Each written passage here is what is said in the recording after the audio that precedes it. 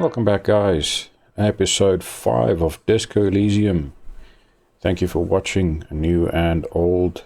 I appreciate the time you spend here, and thank you again for the great response I'm getting on the series. I didn't expect it, but yeah, I'm really happy, and I'm glad you guys are enjoying what I'm doing here. So let's do a quick recap. The last episode we ended off with a bit of a nightmare, and you could clearly see things are not all right in our boy Harry's head. We also learned what our name was. Don't know what our surname is yet, but I know our name is Harry because that's what the nightmare creature called us. So, we now have a name. We've slept a bit. I want to see if I switch the light on. The fan stands still. Pull on the light bulb. The lights are off again. Oh, it was on. The Switch lights are on. Right.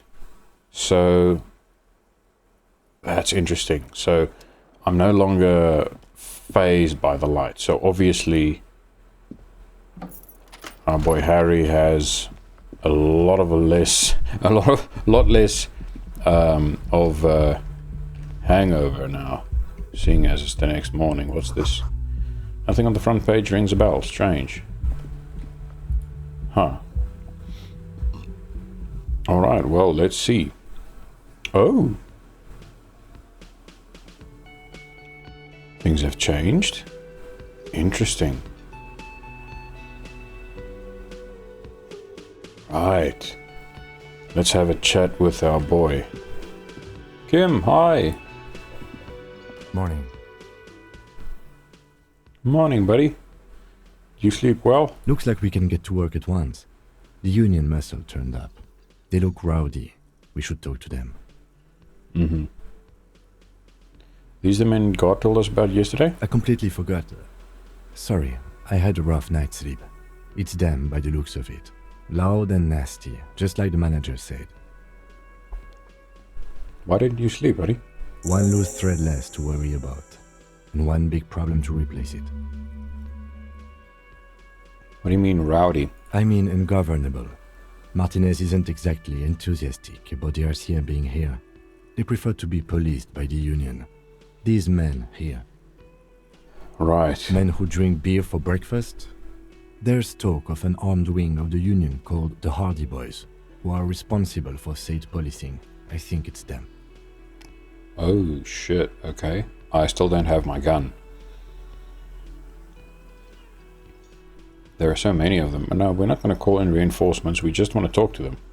Alright, let's roll. One more thing before we do. We don't have to talk to them immediately. We can walk right past them, continue with our business. Okay, that sounds like a tip. I'm going to say, alright, let's do that. Good. A power move.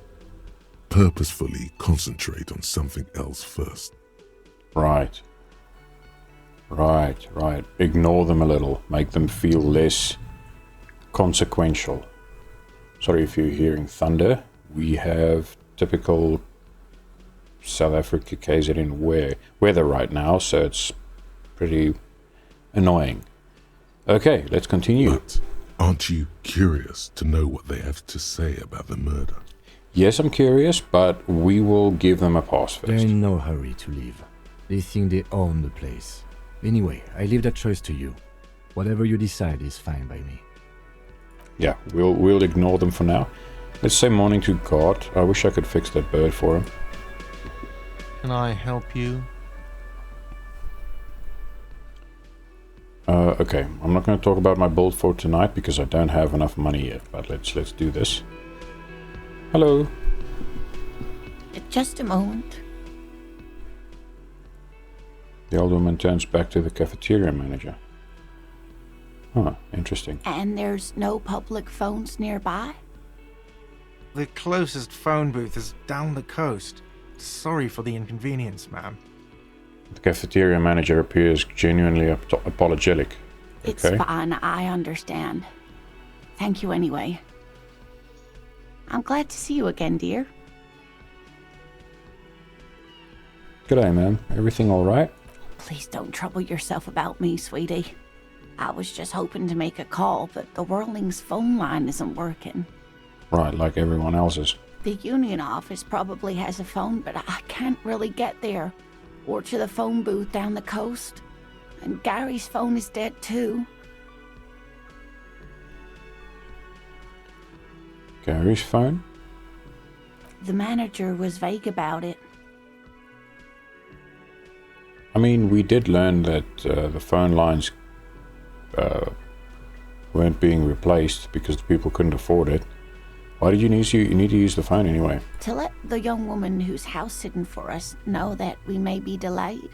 Morel, my husband, and our friend Gary were supposed to get back by Monday night, but they're still missing, and I haven't heard from them. Oh? Wow, okay. More mystery. Why are they not back yet? Today is day 2. I don't know what Monday was. I was also hoping she'd heard from Morel. Oh, she's worried.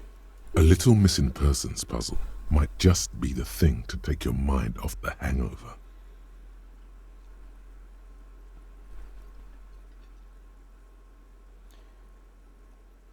I don't like these responses, man. Okay, I'll bite. Like she's hinting at something. I mean, she's an old lady in a wheelchair. What do you want from me? Sounds more like a side thing. I need to take care of my main thing and then I'll get back to this. Leave. That's just it. This isn't like him at all. He always plans his expeditions so carefully. Okay, so this is uncharacteristic to him. But you have more important things to worry about. She glances out the window toward the bay. Look, she already told us her husband's a scientist. What's this expedition your husband was on? Just some field work, sweetie. Morel is a highly trained scientist. He and his assistant Gary are studying an extremely rare species of insect. Okay. But they should have returned by now. They were just going down the coast across the water lock to set a few traps. He said they'd be back on Monday. What could be keeping them? Okay, but hang on. The waterlock is closed. The water lock, that was broken. Could this be it? Wait, who's this Gary person? Do you trust him? Oh, sweetie, it's nothing like that. Gary's as loyal as they come. I trust him with my husband's life any day. Okay. The waterlock to the other side of the coast is broken. They're probably just stuck over there. Oh my. What happened to the water lock? I mean, this is not accurate because we know there's a signboard in the middle of nowhere blocking everything. Probably just some technical Well, problem. whatever the cause, I'm thankful. To both of you. You've spared me another sleepless night. Aw. You're welcome, ma'am. I All hate right. to ask, but if your investigation takes you to the other side of the coast, please do keep an eye out for my husband. We'll do that. This will surely lead to a cryptozoological mystery with that extremely rare insect. This is not Tomb Raider, buddy. Hold your horses. Yes, some left-field scientific research is exactly what you need right now. Funk up that vanilla murder investigation. I mean, there's nothing vanilla about the murder investigation. We haven't even been able to get the guy down from the tree. And if you see him, let him know Lena is waiting for him here at the Whirling. He gets so tangled up in his work that he may not know the water lock's been repaired. And it's cold out there. All right.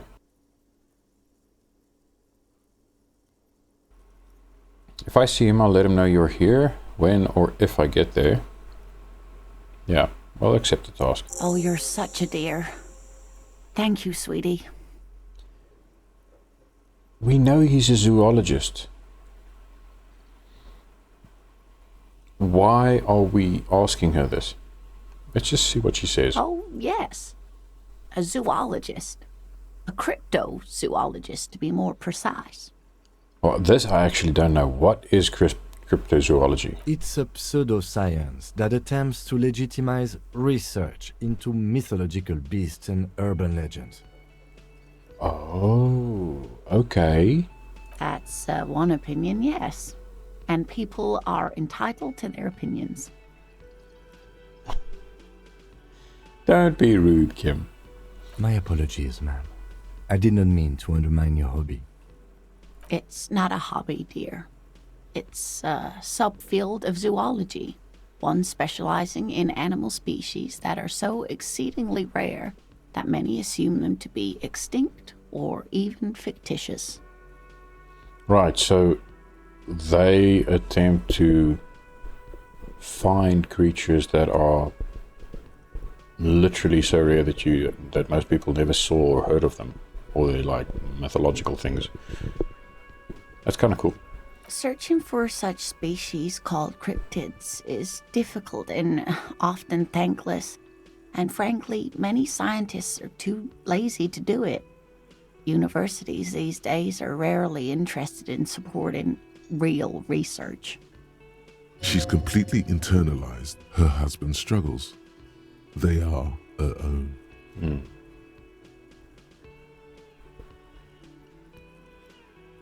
Maybe you should convince her to tell you about some cool cryptids.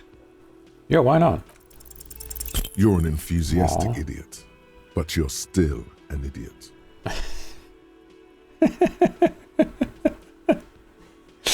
Okay.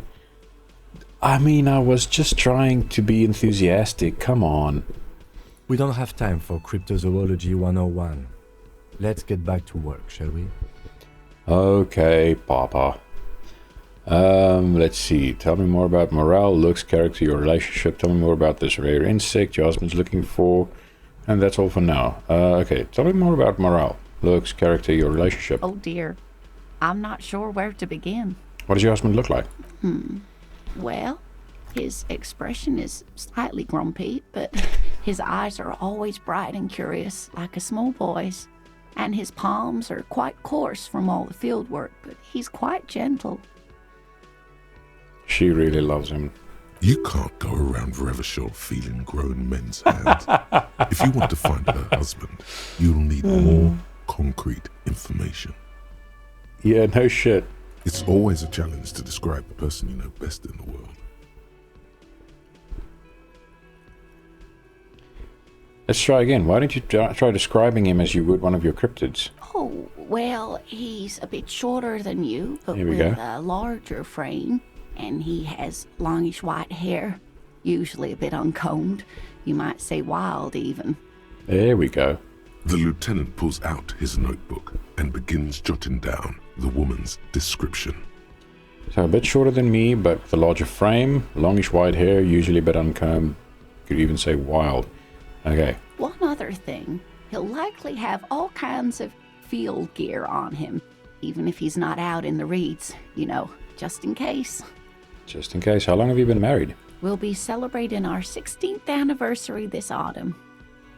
Not the most numerically satisfying anniversary, but I like the less obvious milestones even more somehow. How did the two of you meet? Via dating agency, I'm ashamed to say. I Wow. was looking to get back into the scene after recovering from my accident, and he'd just divorced. Okay. We hit it off, and, well, here we are.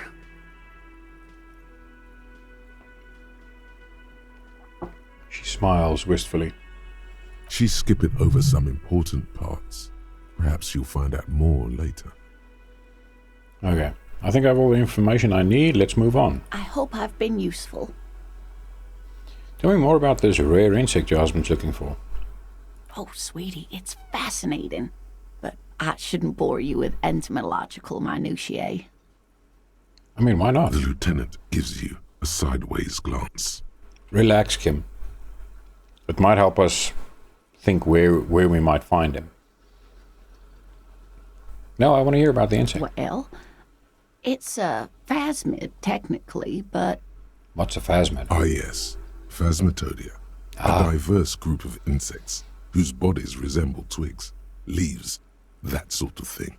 Okay. Ghost insects, colloquially. So it's a stick bug. Oh yeah. Here comes the interesting. where other phasmids imitate sticks or leaves, this one's a living reed. It disguises itself among the reeds here on the Insulindian coast. Oh. Hence its name, the Insulindian phasmid. Perhaps you'll end up co-discovering the phasmid with us, officers. She looks you in the eye and nods thoughtfully. I like this old lady. I knew it. We're gonna be chasing made-up insects with cryptozoologists. Kim, chill, buddy. Just relax. We're not out drinking. We're just helping people find some bugs. It's not made up, officer. I can assure you. It's simply elusive, so much so that most establishment zoologists doubt it exists at all. Does it have cool powers? Like what? Do you think it's got telekinesis or something? Come on, dude. What makes you think the phasmid is around here? Well, some teenagers making out in the reeds saw one. They didn't know what it was, of course, but there was a brief article in a local newspaper about their encounter with a ghost insect that looks like the reeds. Gary sent us the clipping. Couple of teenagers making out in the reeds. Okay. Interesting. So a newspaper clipping is all the evidence you have. Of course, most phasmid sightings turn out to be false alarms, but their description matched the Insulindian phasmid perfectly, and they didn't even know what they were looking at. So is it dangerous? Not at all. Why else would it hide itself so carefully? Right, because it's harmless and it could easily get hurt. Is it valuable? Oh, I doubt it. No one gets into cryptozoology for the money, sweetie. It obviously doesn't have cool powers. Come on, buddy. Okay, so what's so special about this stick bug Oh then? dear. I'm afraid I'm not explaining this very well. It is very special. The woman's face flushes with embarrassment. Okay. Morel can explain it all much better. I wish you could hear him describe it. Then you'd understand, I'm sure. Okay, so he's enthusiastic. All right, that's all for now, man. Wow, so someone's been a little boring. No, I'm not. Get out of here. We're not drinking. Go away. Stop it. Just stop. Ooh. What's this? The tomatoes are so thinly sliced you can see through them. That's a sharp blade. Keep that in mind for future reference. Ooh. What's this? It's a bowl. There's spit in it, reeking of tobacco. Ugh, it's a spittoon. Ugh.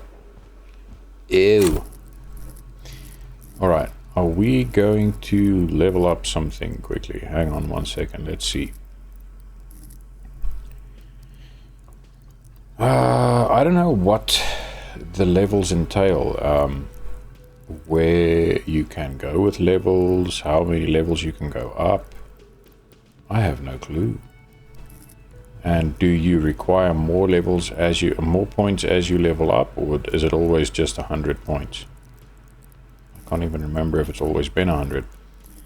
Okay. Visual calculus. Let's level up visual calculus. Okay, accept changes and close. And then let's see what our journal says. Find Morel, the cryptozoologist. Okay. The aging cryptozoologist has been out in the reeds for too long and his wife Lena is very worried. Maybe you can find him when you happen to be on the coast. Okay. We've done? Tuesday 07:34. Oh, so today is Tuesday.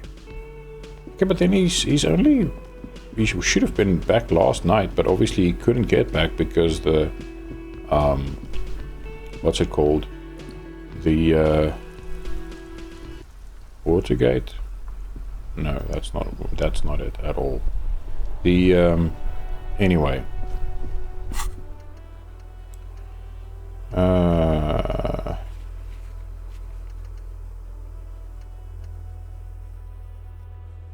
A waterlock, there we go.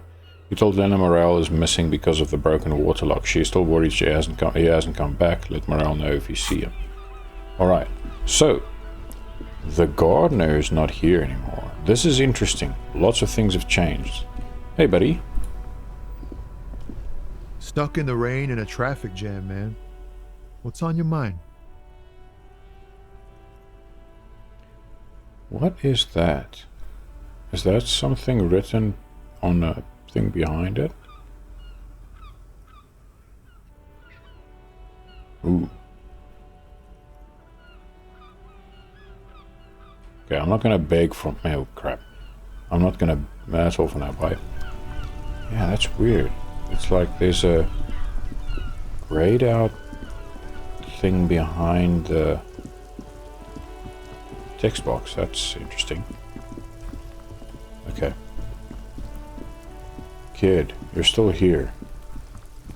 I think... Where's the gardener? I think she'd be at a greenhouse. Apparently not. Okay, well, let's go see. See if there's something else, another interaction with the mailbox. The dented yellow mailbox greets you with its graffito and bullet holes in the front. Poor mailbox. Alright, ooh, there's someone else to speak to. Yo, buddy, hello. I make my own way, it's all. Always have, always will. Okay, fine. You don't want to talk, that's okay. Hello, Annette. Hello again, sir. Alright, nothing new. Take care, sweetie. You really shouldn't be standing out here in the snow and things.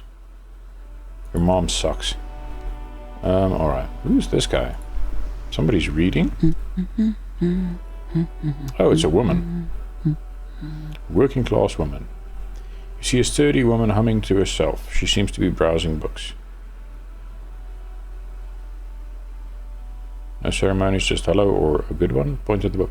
Oh, let's start a conversation a little bit more subtly. Yes? Hello? Who are you? Me? No one. I'm just a working class woman. Okay. She doesn't really want to be disturbed that much.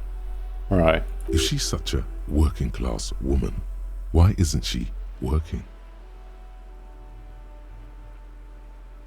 I mean, there's a strike going on, so maybe that's why.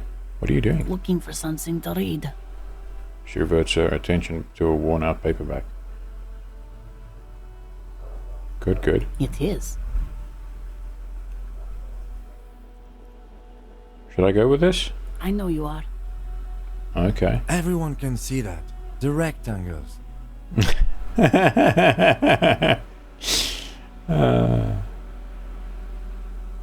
you need the help of a policeman? What with?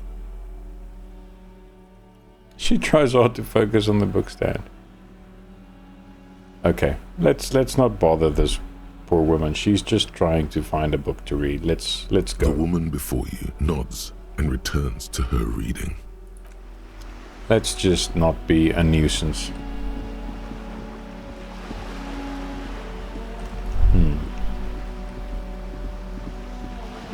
Oh my. What is she reading? Oh man, I've already forgotten the name of that that novel series. What is it called?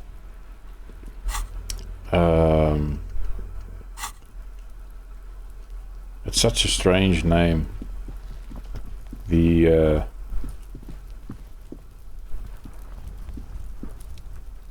Those trashy novels. Okay, so we still can't get in there. But where did the gardener go? I'm curious now. Trying to sneak up on me again? Trying to snuff me out? Get away, pig! These kids, man. Is Cindy still up here? Yeah, she is. Okay. That woman is probably still at her boat. Maybe we should go inside and see if anything's changed here. Old lady's still sweeping. Nothing's changed here.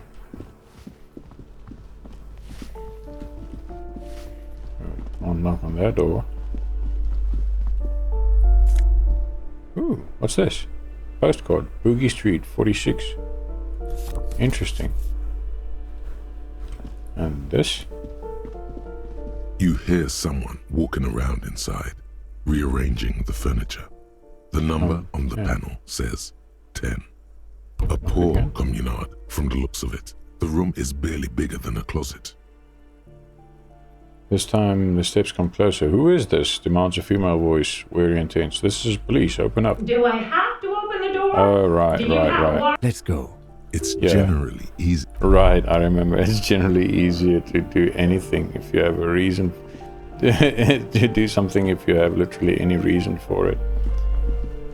Okay, so there's nothing new here. That's fine. Let's exit. I want to know where the gardener went. That is what I want to know, because she is mysteriously missing. Very odd.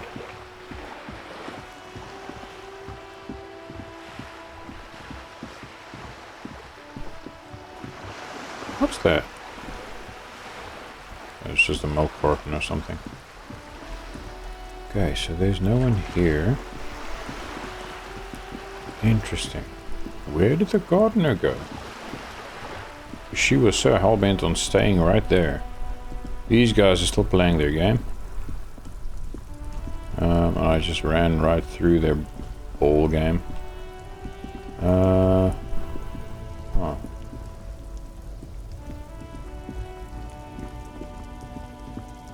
Where is the gardener? Maybe she's inside the whirling. Let's see what's going on here. She's still reading that magazine. Let's see if we've got... I can't remember if we've got... The tear machine stands in the corner. Your bottles clunk into the machine, and the money appears with a... 14 on me, okay.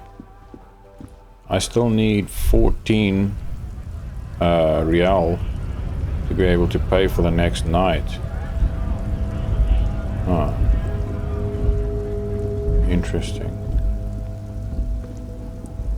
Okay, so there's nothing new anywhere here.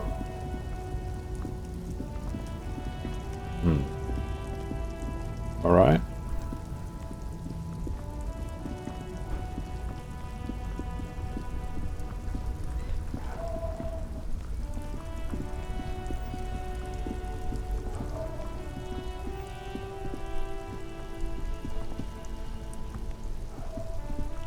Maybe I should sell some of the stuff that I picked up.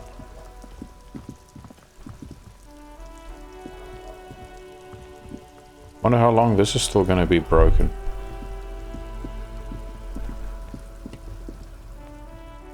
Let's have a chat with the pawn shop owner. Top of the morning to you. How may I be of service? Is Roy high? And if he is, what is he on? Probably gonna fail. Okay, he definitely is high. Whatever it is, you've probably done it, and many other things besides. But you can't cut through the jumble of sensations to get to the answer. Oof. Looking at his wares, talking to him, that might give you more clues. Right. A guarded man like him wouldn't tell you if you asked out loud. Okay. I have something else to sell. Let me have a look. Check my pockets. Anything else you're thinking of selling? Postcard, Boogie Street, 46. How do we sell it? Oh. Kind green ape pen and plastic headless fallen rider. I don't know if I'm gonna need this pen though. I don't want to sell it. Oops. Okay, Another nothing to time, sell right now. Cheers, buddy. Enjoy whatever the heck you're on. You had a save.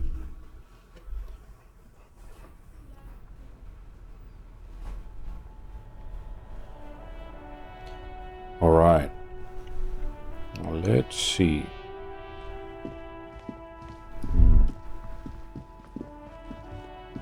Dude, where did the gardener go?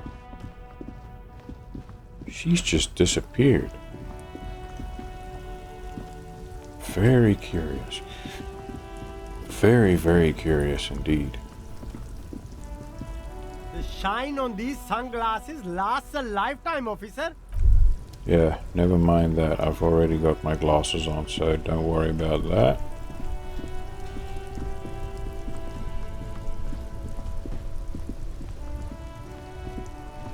Where did the gardener go? Let's search inside the whirling. Maybe she's in there. She might have come in for dinner. Oh, there she is. Yeah. Breakfast, I mean. Let me handle this. The woman says to the crowd in the mess hall before turning to you. Detective disorientated. Are you still wondering where you are? This is Martinez, in case you've forgotten. I advise you not to overstay your welcome. Very different attitude from yesterday. Her entire character has shifted. This young woman is cold as ice. Uh-huh. I knew you were not a gardener. You're the gardener. No, I am not a gardener. I'm a legal counselor for the Dock Workers Union. Oh, okay. Interesting. She crosses her arms. So let's get to it. You're looking for Titus Hardie? You think he has information that will help you? Maybe he does. She points to the man on her right. That's Titus. Talk to him, but know this. I'll be keeping an eye on you. No strong arming, nothing official. The District of Martinez does not recognize your authority to make arrests. Do they now? It doesn't matter if you recognize our authority. We will make an arrest if we have to. I mean, if there's a crime been committed, then we will make an arrest. She says nothing. Her glare speaks for her.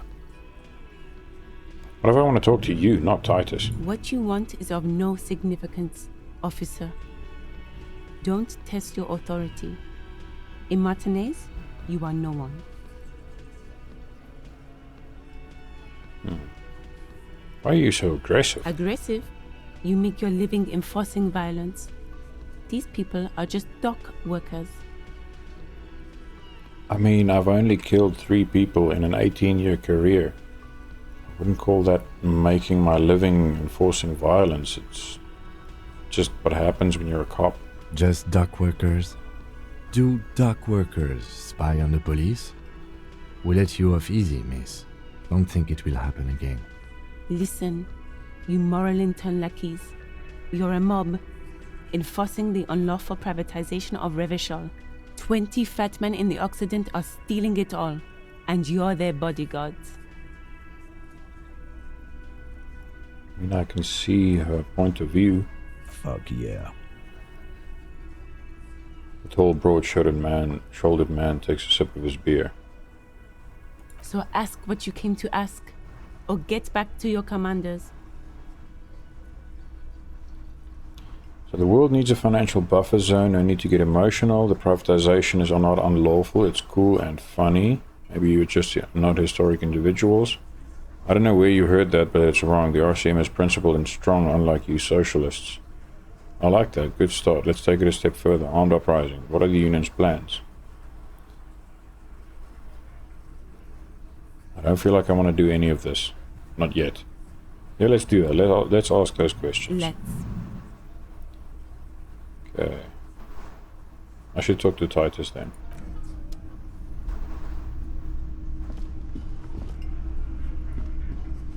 This is where you say your bed.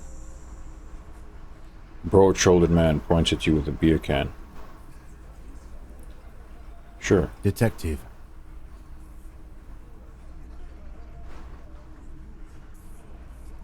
Don't say anything yet. Hey, dipshit. You hard of hearing or something? The boss man's talking to you. Do not let their squeals disturb your serenity. These are but simple peasants, sire. Yeah.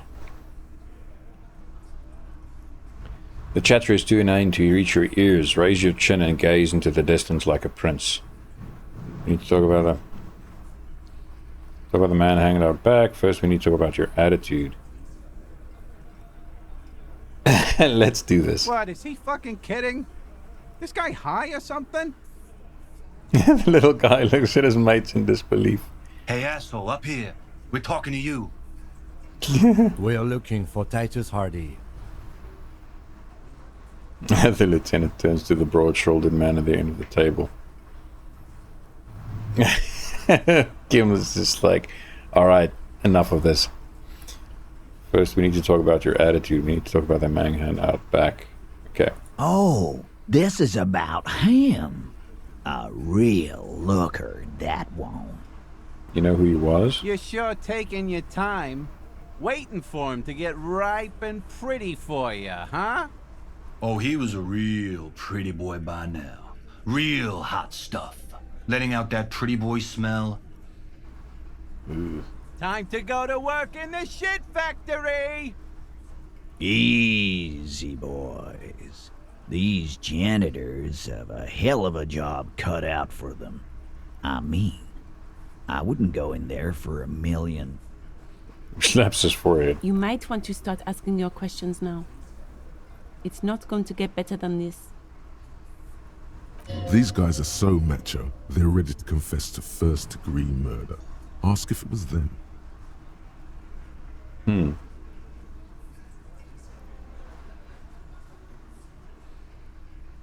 Scan the room first. No. Eyes here. You got business with my boys. You got business with me. He understood what you were doing. Taking inventory of them. Now watch the other guys fuck it up by falling out of line. Yeah! You fuck with the Hardie boys, you fuck with Titus Hardie! Shouts the scrawny rat-faced man, 2 teeth missing in the front. Yes. Falling out of line to please him. This is the best kind. And now this guy is going to... Relax, Dennis. No one is fucking you yet. Says the 40-something man from the corner with a plectrum hanging from his neck. Use it to take a dig at his friend. Floodgates open. Yeah, Dennis, calm down. No one's fucking you, you stupid fuck. Let Dennis enjoy his fucking, man. We don't mind. Yeah, there's gang tattoos. The man must be either Mesk or Saramarizian. I still struggle to pronounce that. This one knows how to keep things going. He's a hothead, but not one to be taken lightly. The last one is a bit of a black sheep. Alright. Yeah, you're not even being fucked, Dennis. Fat Angus. Easy, fellas. We got company.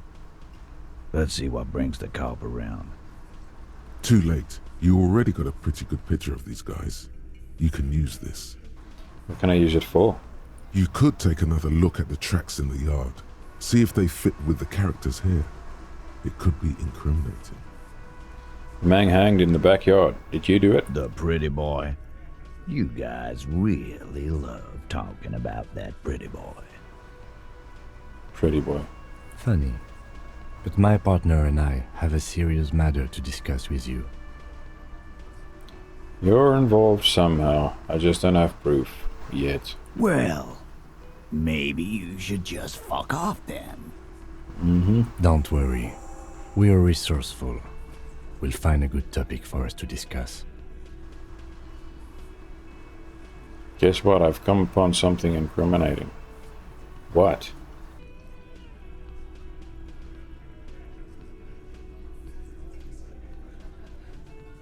Wow, the thunder is something else. I'm gonna take off for now. I'm not gonna press this because I don't think I've found anything incriminating yet. Alright. Cheers, boys.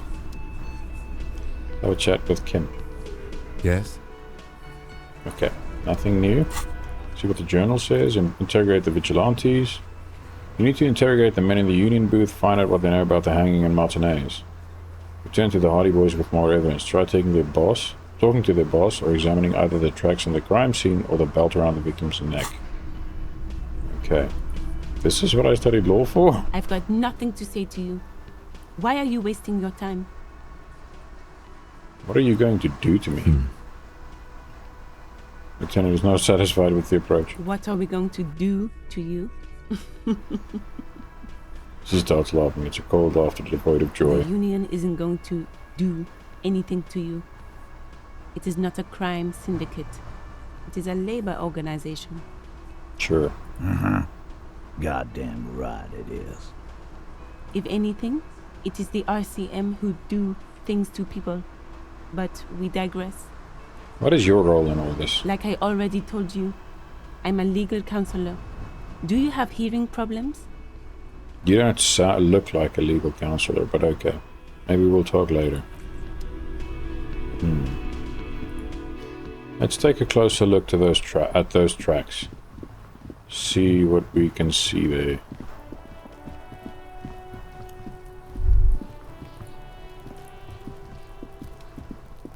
There are several footprints in the mud, left by work boots.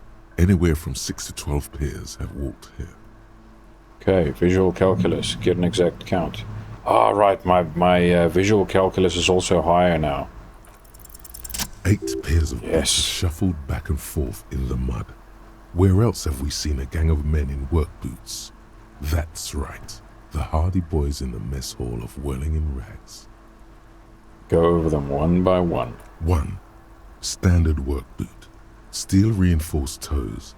Number 46. Just like Titus was wearing in his booth. This is the big dick, Titus Hardie. The one with the ball cap on his head. Interesting. Is it? They didn't even bother to change boots. Putting them on the scene is easy. Maybe even too easy. I mean, they could have just been here after the lynching. Continue counting. 2. Standard work boot. Steel reinforced toes. Number 44.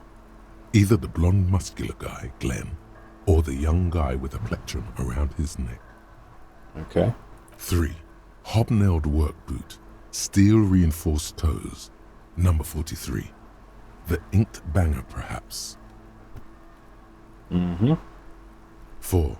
Standard work boot. Number 45 or 46. Theo, the old smoker. You think you even see a tiny fleck of cigarette ash inside the print. Interesting. Okay. What else? 5. Another standard work boot. Reinforced toes. Number 44. Same as before. Either the musician, Eugene, or the muscle-bound blonde, Glenn. Okay. Kim, are you taking notes? Because I'm not. 6. Light as air. Same make of boot. But number 41. Small like a rat. Shanky. I should have gotten this earlier. Better late than never, detective. The whole world is dark and the tracks burn in it with strange beauty. Count the rest. 7. The glowing outline of a standard work boot. Number 46. The imprints are twice as deep as the others. The weight exceeds 200 kilograms. Fat Angus.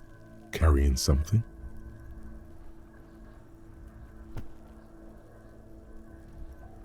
And the last one? 8. Another standard work boot. Number 44. There's an aberration in the pattern of the sole. The right sole is smoother, more worn. Curious. A missing 8th Hardie boy. 7 sets of tracks, right?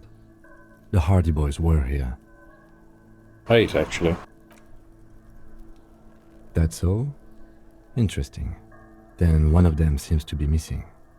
Anything else out of the ordinary? Note to self.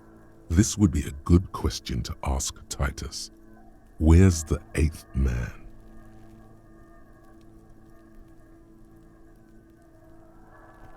Point, an aberration. One soul is smoother than the other.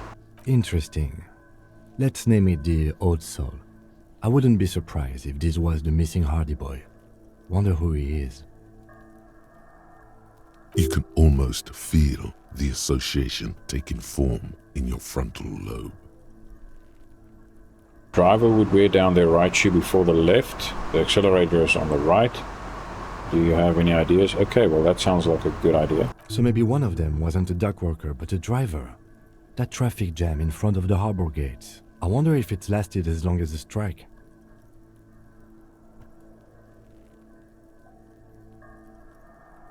Traffic jam in front of the harbor gates. I wonder if it lasted as long as the strike.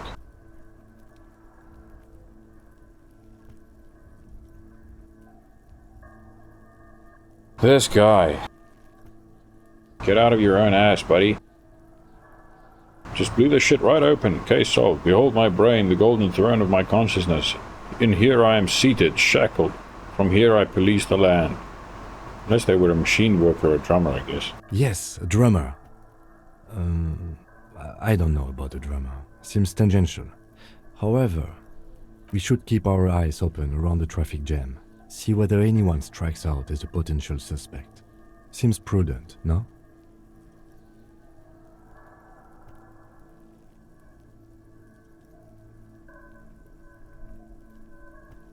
I'm not sure. We don't want to attract too much attention. You're right. Let's keep a low profile.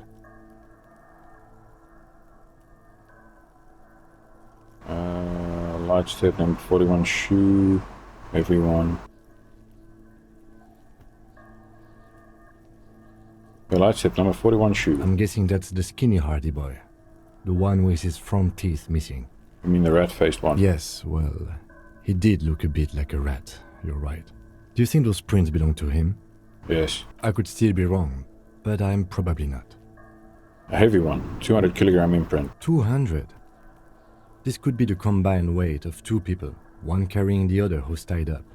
Let's say a heavily built worker carrying a similarly built armored man. Maybe it was the fat Hardie boy, the one sitting in the middle. Mm-hmm. He might be right. 200 kilograms of living weight is unlikely. You're right, the fat guy from the booth was carrying the victim. Possibly, yes.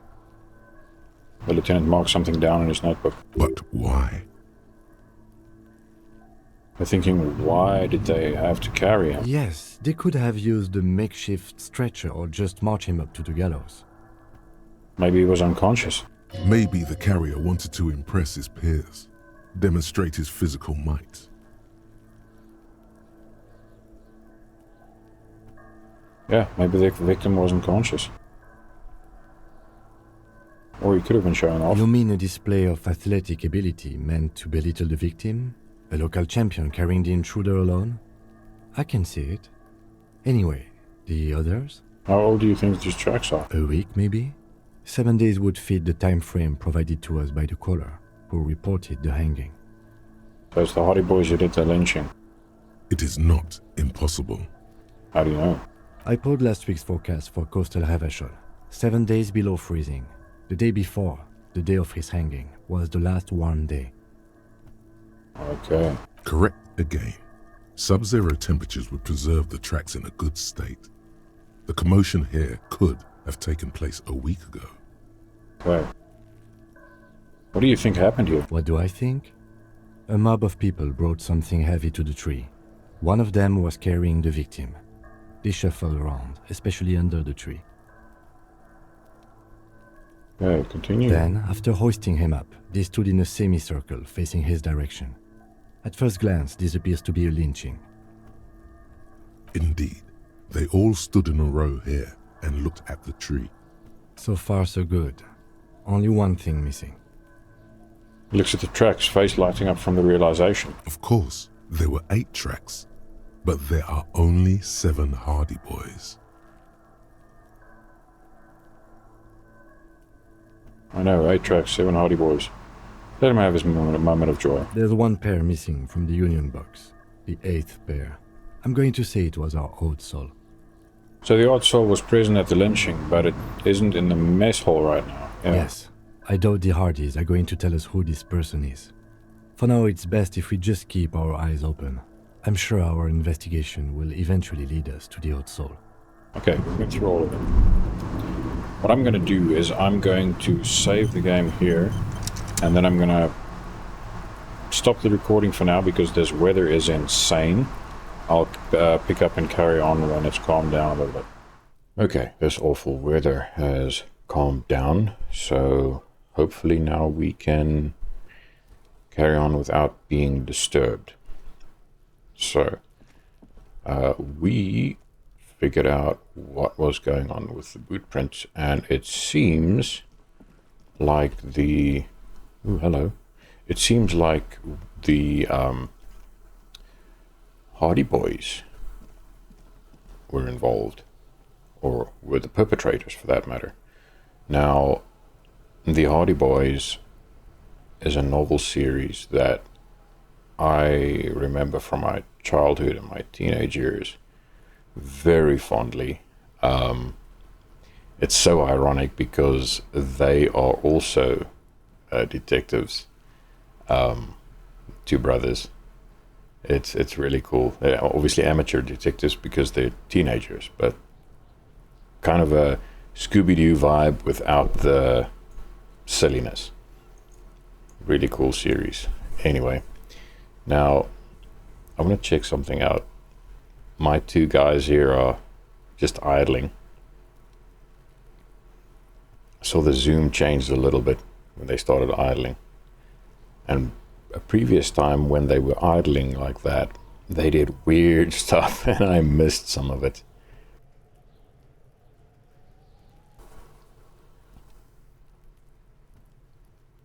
But I'm not going to sit here waiting for them for an eternity. Just want to see if something weird happens.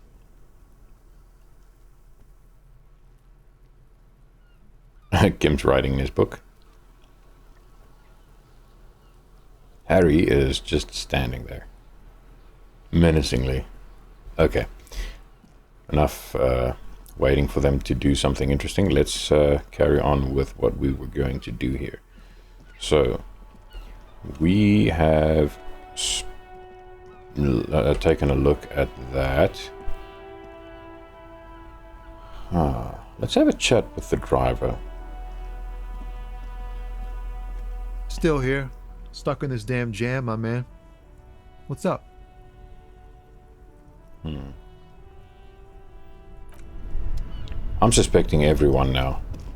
I mean, Tommy seems like a nice guy, but you never know. This guy. Looking for something? Okay. Not gonna do extra shit here.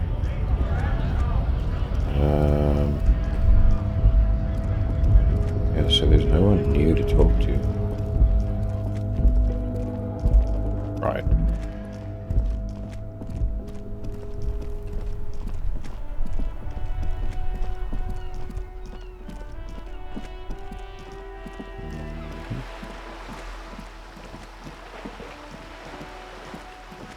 There's really not much else to do. You probably should go speak to... I don't know. I don't think it's a good idea to confront the Hardie boys. Honestly, it doesn't seem like it. I just wish I could reach here. At some point I will, but I'm not sure when or how.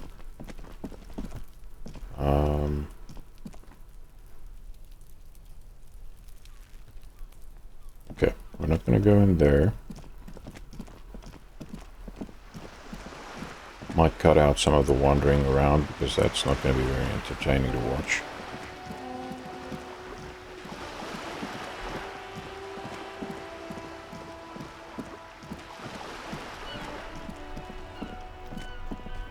See if the old guys have anything new to say. Vigilance officer, what can this old carabinier do for you? I saw the statue of Philip III near the roundabout. Ah, yes.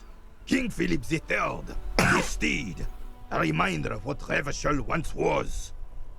Oh, absolutely. At the mercy of a cocaine-snorting tyrant who emptied the treasury so he could sleep on a bed of gold. They have vastly different recollections of this guy. A superpower, feared and respected. A testament to what this country can be under the leadership of a true king. Someone who knows how to rule. How should a true king rule? Decisively, without fear of offending the sensibilities of the frail and weak-minded among his subjects. This is something the insurgents never understood. What is this? I saw that earlier and I thought it was something.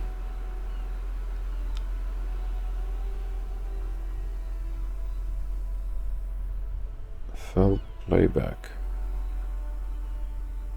Looking at the background here, 01A10.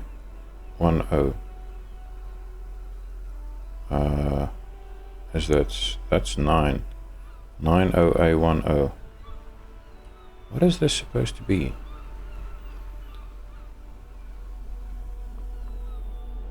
Felt device.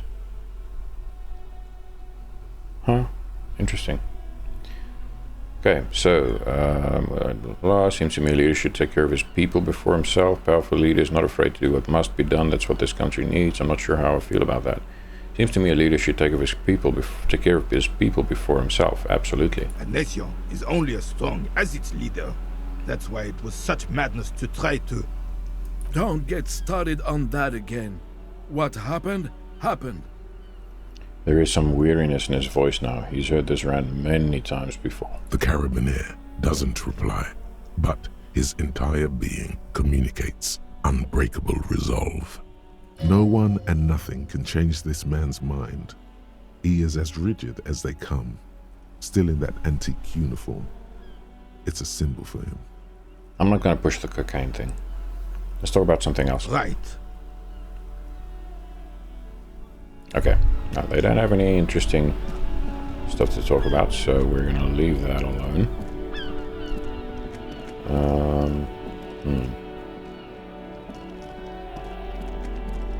Wow. Let's quickly take a gander at the car.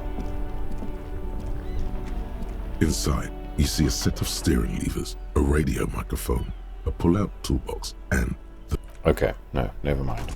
There's nothing new there. Let's speak to Kim. Yes? Okay, nothing there. Well, I guess then we need to...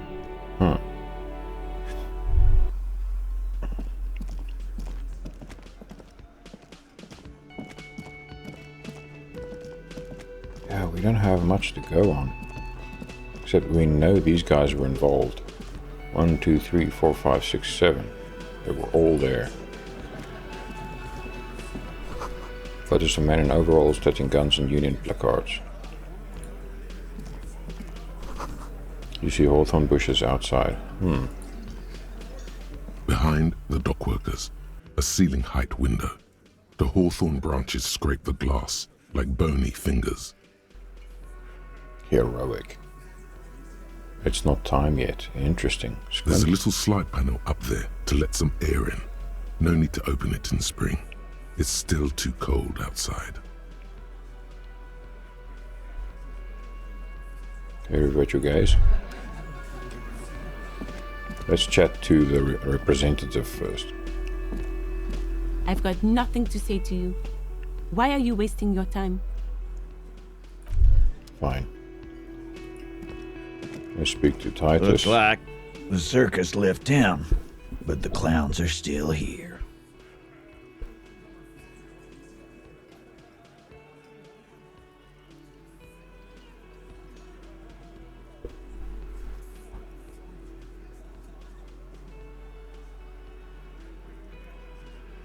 I mean, I don't really have much else to do. I found 8 sets of footprints, but there's only 7 of you. Where's the 8th Hardie boy? What are you talking about, madman? There's no 8th Hardie boy. There's 7 of us and we're all here. He sizes you up. Or what? You want to be the 8th Hardie boy? We ain't hiring. Interesting. Actually, boss, we've been talking and we think she could maybe... This person Glenn wants to hire, he really respects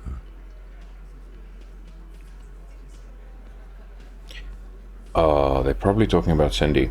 Shut the fuck up, Glenn! I do the talking here. Now what the fuck do you want, cop? It has to be good if he won't let you pursue it. Looks like the lieutenant thinks so too. Mm-hmm. So let me get this straight. There is an 8th Hardie boy. It's a she, and you don't like us talking about her? Good man. That's right. We're not talking about this. This is a private Hardie boys matter. Nothing to do with your shit. And he points at the lieutenant. You're not cops here. Don't go digging around if you don't want a bullet in the back of your head. I'm watching you.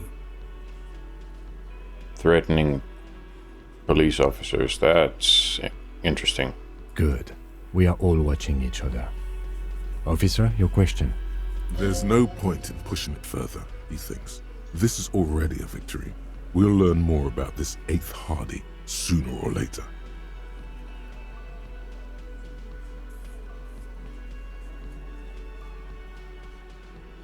Should I push this? I don't know what I'm about to say. Incriminating.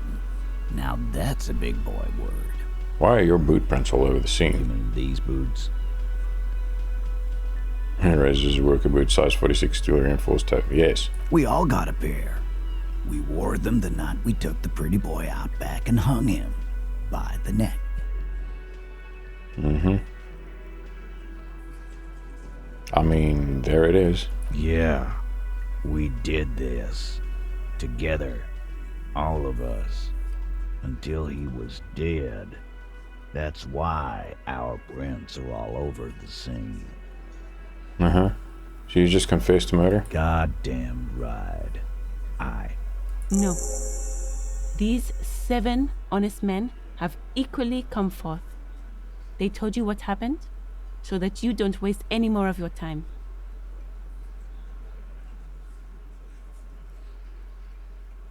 Okay. I mean, not sure what you mean by that, because he just confessed that they murdered a guy. All 7 together. They're diluting responsibility. It's an anti-arrest tactic. Sure. Why did you kill him? Why? 'Cause he was worthless mercenary scum. And he stepped out alive in my town. Wonder what he did. So he was a mercenary, that's it? And he stepped out of line. He repeats, jaw clamped shut like a vice. What kind of mercenary? The kind that shows up when you start a strike. The experienced kind, too. Had Cohoy and Semenine written all over him. Ex-Oranese Special Forces. A live grenade. Right here in our bar.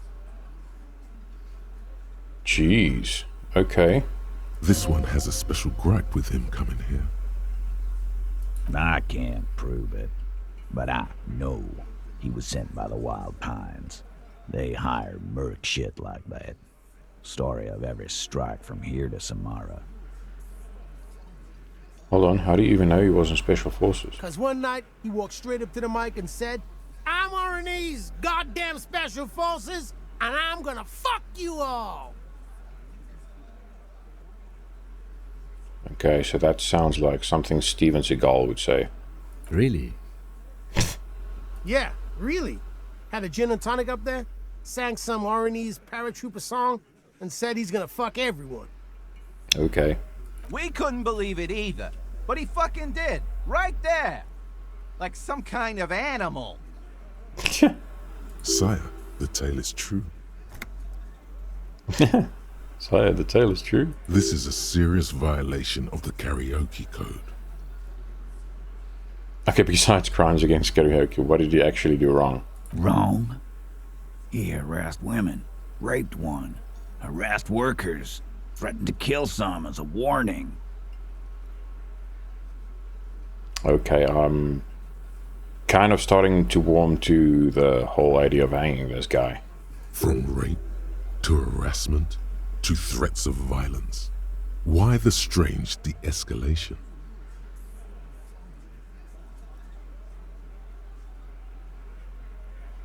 Yeah, that seems kind of a reverse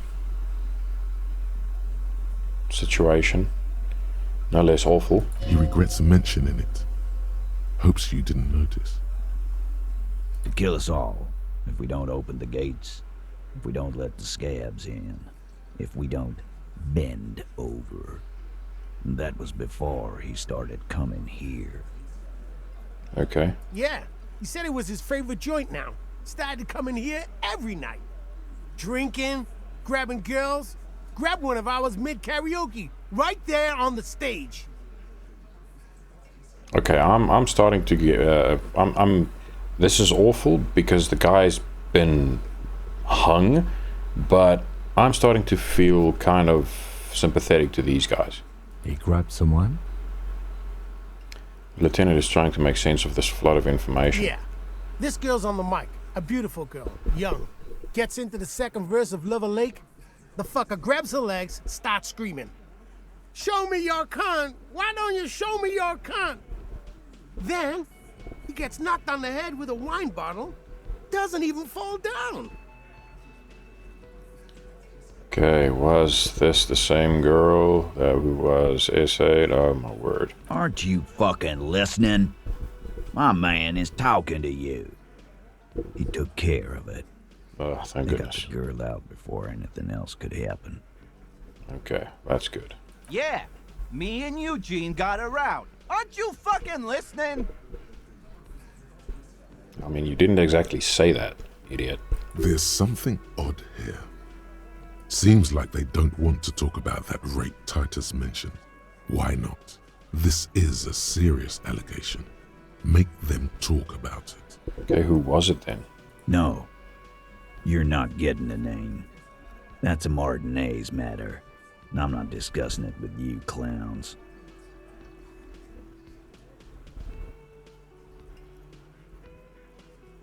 Okay. When did this hanging incident occur? Obviously a week ago. You don't have to answer any of his questions. Fixer turns to remind Titus. I mean, he has answered quite a few. I know, Lizzie.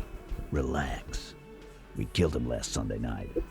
Seemed like a good way to end the week. How long had you known the victim? Known him? We don't associate with scum like that, asshole.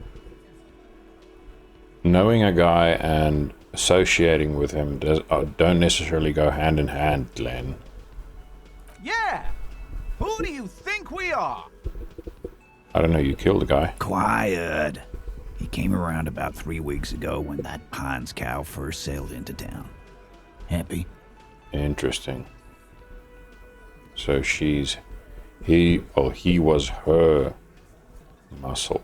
By the Pines cow, you mean Joyce Messier, the representative for White Pines? The same company you're striking against? No. I mean the Pines cow. The stupid-ass cow they sent in to fuck us over. But you know what? He rubs his chin, pretending to mull it over. Okay, if it's not Joyce Messier, then who? Why don't you ask her about the pretty boy? I'm sure she has interesting things to say when you ask her hard enough. That's enough insinuation for today, Titus. Officer, your interview is drawing to an end.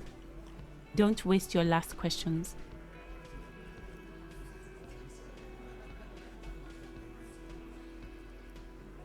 I mean, obviously they don't have remorse. How they killed him is kind of on the table. I guess he was hung. Who called the shots that night? Are you deaf? there will be no singling anyone out. You can't arrest a Hardie boy without arresting all Hardie boys. Do you think you could do that? Do you think you could arrest them all? A trick question. Don't let her lead the conversation.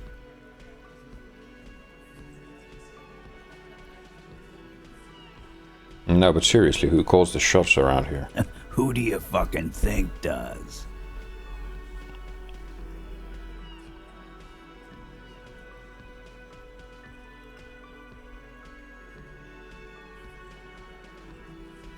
I thought she did. It wasn't a question, dickwad. How fucking stupid are you? This asshole is worse than... Titus runs the Hardie Boys, genius. That's why we're called the Hardie Boys. Ain't that right, fellas? Thanks for answering my question, dumbass. I think you got your answer, Mr. Law. Yes, there are some administrative differences. But on that night, they all acted as one man. I mean, after what that guy did, again, it's awful, but I sympathize. How did you kill him? We hanged him up by his neck until he got real. Yeah, that's what I thought. Wasn't that obvious, copper? Obvious enough. Didn't they teach you anything at the cop school, idiot? This is where an autopsy would come in handy. You have to work with what you know.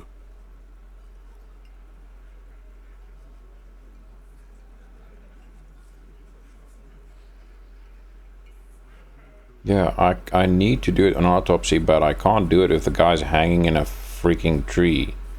Right, maybe another question. Maybe wrap it up instead? So what are we going to do now? Nothing. Your investigation here is done. Leave Martinez, go back to your stations where you belong. I don't think that's going to happen. I think we're going to stick around, thanks.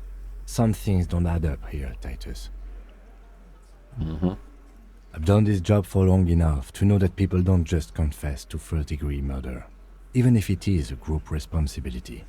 We're going to look into this. Good luck with that. You've heard everything a rent-a-cop is gonna hear from us. Real law officials. You're lucky you didn't get a beating. Sure. Rent-a-cop. So that's what this is about. He doesn't see you as his equals. Okay, well, that's fine.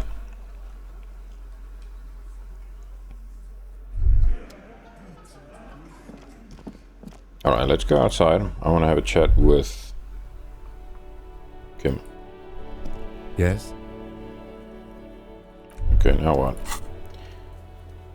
Prove your authority to Titus Hardie. You have to gain authority in Titus's eyes for the investigation to advance. Soften it up first. Maybe investigate the crime scene or the body. Look for a witness. Get up from a union boss or the company rep. Tie them to any other crimes.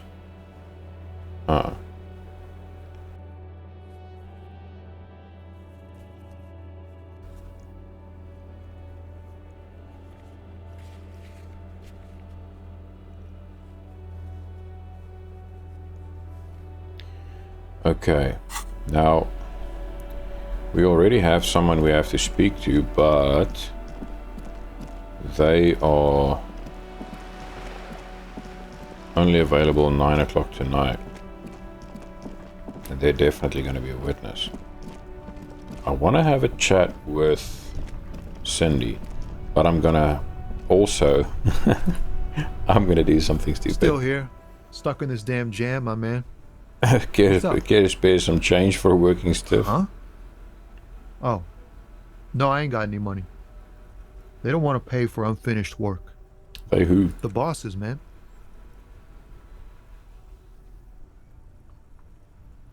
Makes sense. First work, then pay. I don't know who these bosses think they are, but that sounds like a good arrangement for them. Yeah, it sure ain't good for me. Or you. I'd spare a coin or two for a city cop down in his luck. If I had, say, 4 myself. Thanks, buddy.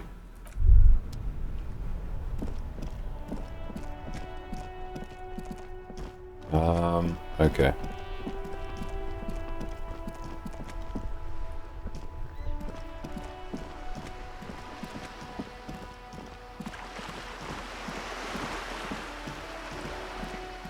Oh, I wonder, should we speak to... There's nothing here. Should we speak to the woman from Wild Pines? Maybe. Or should we go speak to Cindy again? I've got a feeling Cindy is our 8th Hardie boy.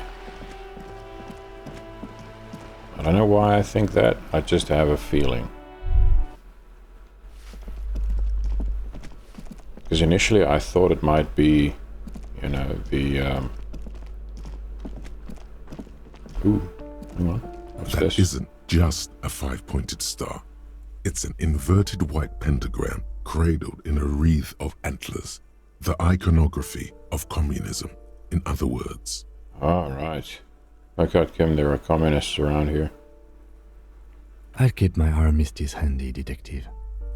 He doesn't actually reach for his gun. Inspect the symbol The closer. star and antlers was developed in the 6th decade of the last century and quickly adopted by Mezov and the communards during the revolution. Okay. Even today, half a century after, the star and antlers retains the ability to evoke hope, disappointment, and fear in equal measure. Okay. Why is the star upside down? To symbolize the toppling of the old order. Right. Also, some social democrats were already using it. What's to do with the antlers? The wreath of antlers represents a natural crown. It was about building a society that could exist in accord with the natural world, and at the same time above it. Okay, I see. Why white? Because white is the color of peace. What does it evoke in me? Communism is the ideology of gutless intellectuals and clueless university students. They don't care about the real working man. Working man. Why do you have to say it so weird? But yes, I agree.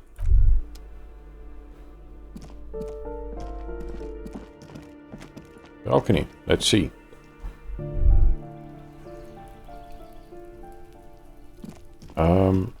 Crap. I used the wrong door. Let's go back inside. Ooh, right. I saw the smoking lady.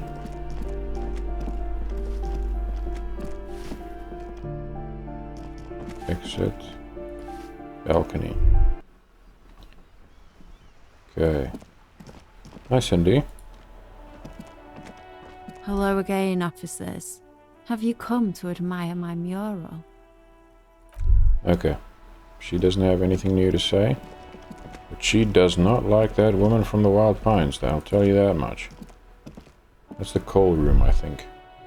Yeah. Nothing new here. Okay. This is tricky.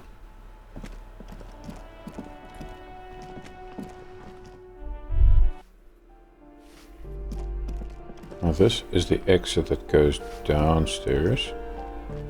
See if the old lady has anything new to say. Give me a moment. I have a few questions about those apartments. Ask away, policeman.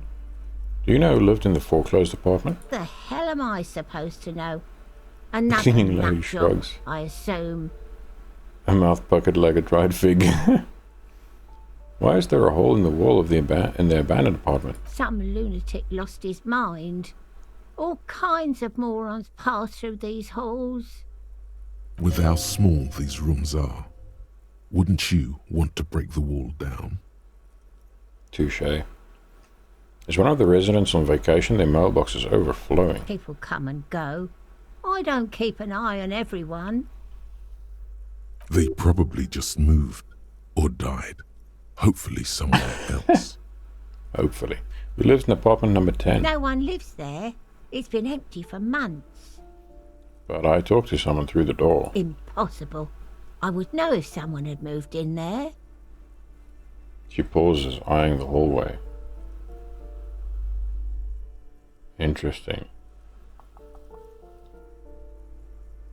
Could that be our 8th Hardie boy? Maybe it's those countercultural people again, breaking into a house like it's a public space. You're a policeman. Be good and take a look, will you? I'll go see what I can find. Great. Young people.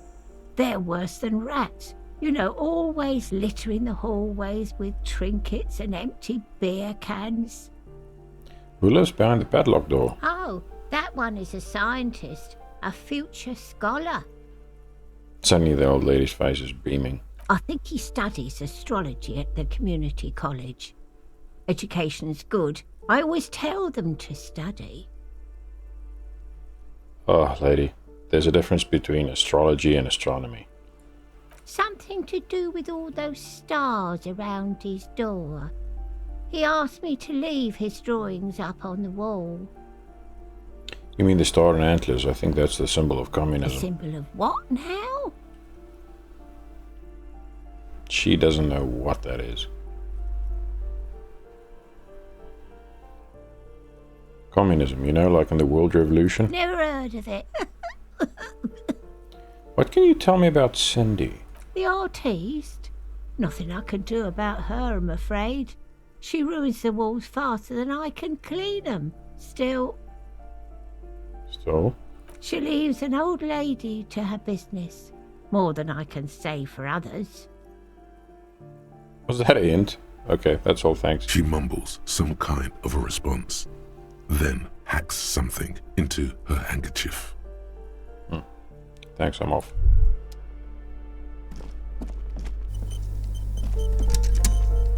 Interesting. You hear someone walking around inside, rearranging the furniture. The number on the panel says 10. This apartment's supposed to be empty. Did you break in here? Excuse me? Of course not. There's no sweet talking your way in there. Be official. You have plenty of reason to enter.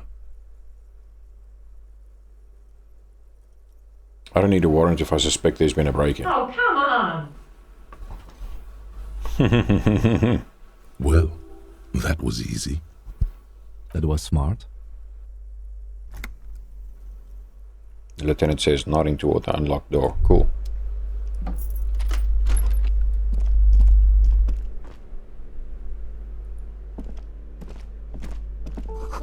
Looks like a fine mattress. A blister pack of medicine peeks out of the box. You should take it. Oh. +3.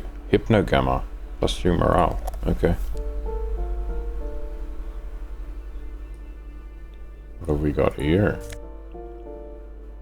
Black monk straps. +1 to indirect modes of taxation. Huh?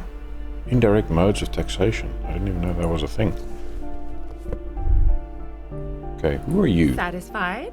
My name is Marielle Charpentier, and I'm an agent with Martinez Realty Associates. I am not breaking in, as I have every right to be here. The keys, see?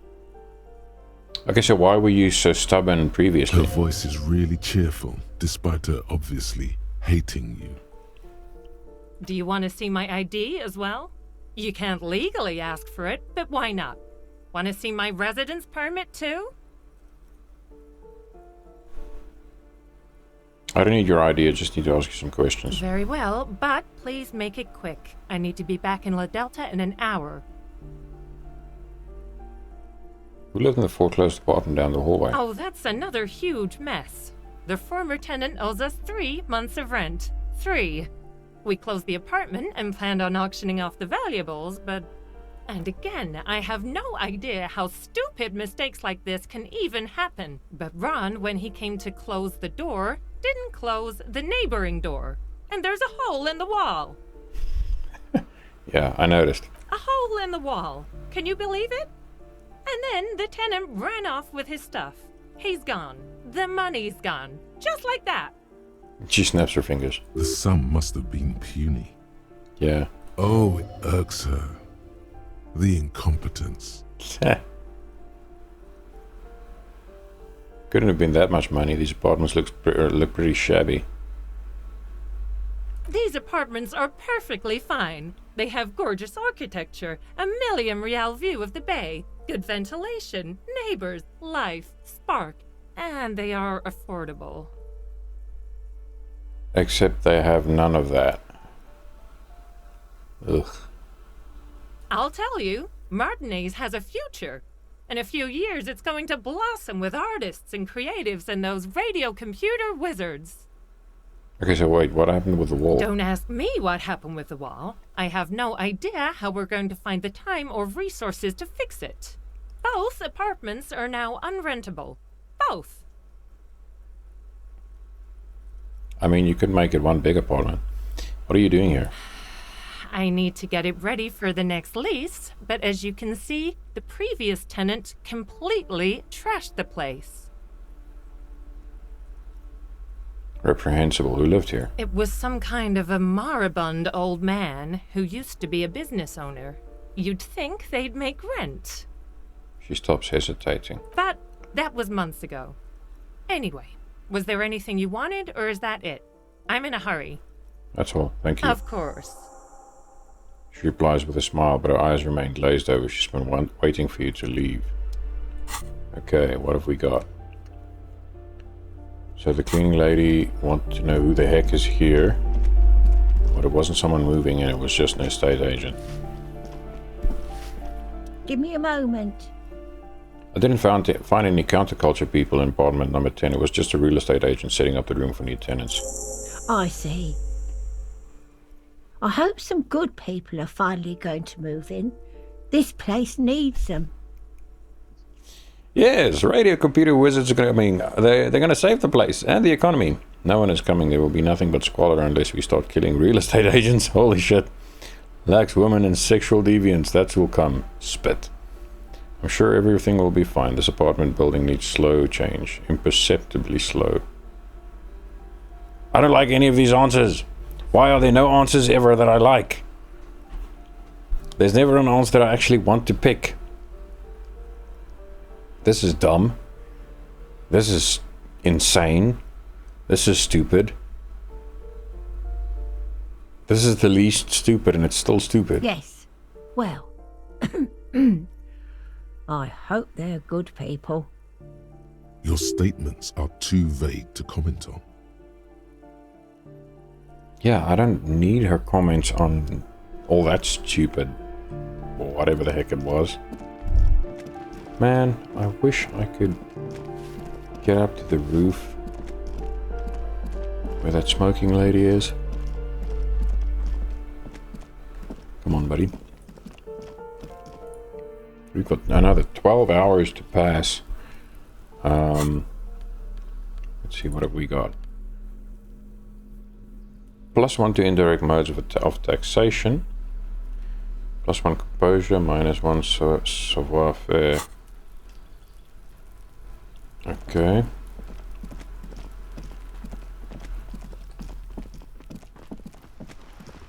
Now, how the heck... Maybe we should go talk to this representative.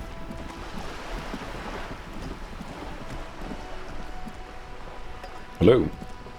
You're back. Good. What can I help you with? Okay, tell me about this alleged drug trafficking. I don't remember this being there before. You're on a boat. No shit, Sherlock. It's quite straightforward. Someone is using Terminal B to smuggle raw ingredients from the Samar and Isola into Revachol with the Union's blessing. Wild Pines has suspected it for years. Okay. Ingredients for what, ma'am? Meth and dextroamphetamine, GBL and various synthetic psychedelics. Oof. Honestly, it might be quicker to say what you can't make from the stuff. Let me get this straight. The materials come from Samara to Revachol through the terminal? Yes. After they clear the terminal, we lose track. The actual production is taking place at various sites in and around Jamrock Quarter, north of here. Okay. Wild Pine seems to be well apprised of the local drug trade, ma'am. Do you mean to say the Union also produces the product? Sells drugs, I mean? We're in logistics. It's our business to know. And no. As far as the company knows, the Union does not produce it. They transport the ingredients for a cut. You want us to investigate? Yes, but you won't get anything out of Evrat and the Dockworkers Union. Still, every chain has its weak link. The handoff. The motor lorries at the roundabout. Mm-hmm. Am I going to need bolt cutters for this? Unlikely, officer. I'm talking about the lorries. Once the ingredients reach Jamrock, they're distributed to a network of local manufacturers, well beyond our grasp. But in transit, they may be vulnerable. How convenient that they're stranded like beached whales at that roundabout. Interesting. Perhaps you've noticed that a number of lorries are tangled in a traffic jam at the roundabout just now. Interview the drivers who are still hanging about. One of them might be waiting for a crucial shipment. Gives you a knowing look. Okay. I'll be explicit. If you find this driver, I will share company secrets with you. Okay. Uncovering Union secrets could also give you an upper hand when dealing with them. Why didn't you come to the RCM earlier? It's no coincidence the lorries are stranded here like that, is it? Proof you have that the Union is involved. We already have some suspicion that one of the drivers was present at the lynching. Okay, I've made up my mind about the smuggling investigation. Yeah, suddenly I'm not really too bothered by the lynching. Why didn't you come to the RCMs earlier? We did. On more than one occasion. Apparently, there's some sort of inter-precinct disagreement about whose jurisdiction this area falls under. That's why Kim and I are here. Because 57 and 41 can't agree on who's supposed to police this area. Because it's such a shithole. We know the company has launched its own probe into the Union's alleged involvement. We also know it's come up empty. It's not just the RCM. No one's been able to find any hard evidence. Well, here's your chance, officers. We already have some suspicions that one of the drivers was present at the lynching. The two might even be connected. Right. Or not. Though, if you have evidence to the contrary, I'm eager to hear it. As eager as I am to share it, Lieutenant, once the job is done. Okay. It's no coincidence that the lorries are stranded there like that, is it? No. We asked East Motor Track to raise the drawbridge. The road company is a partner of one of our subsidiaries. However... She pauses, looking to the sea. This is a limited time opportunity. Once the complaint has been processed by the Trade Committee, they'll have no choice but to lower the drawbridge, and the operation will continue. She looks north. Thousands of litres of raw ingredients will pour onto the streets of Revachol.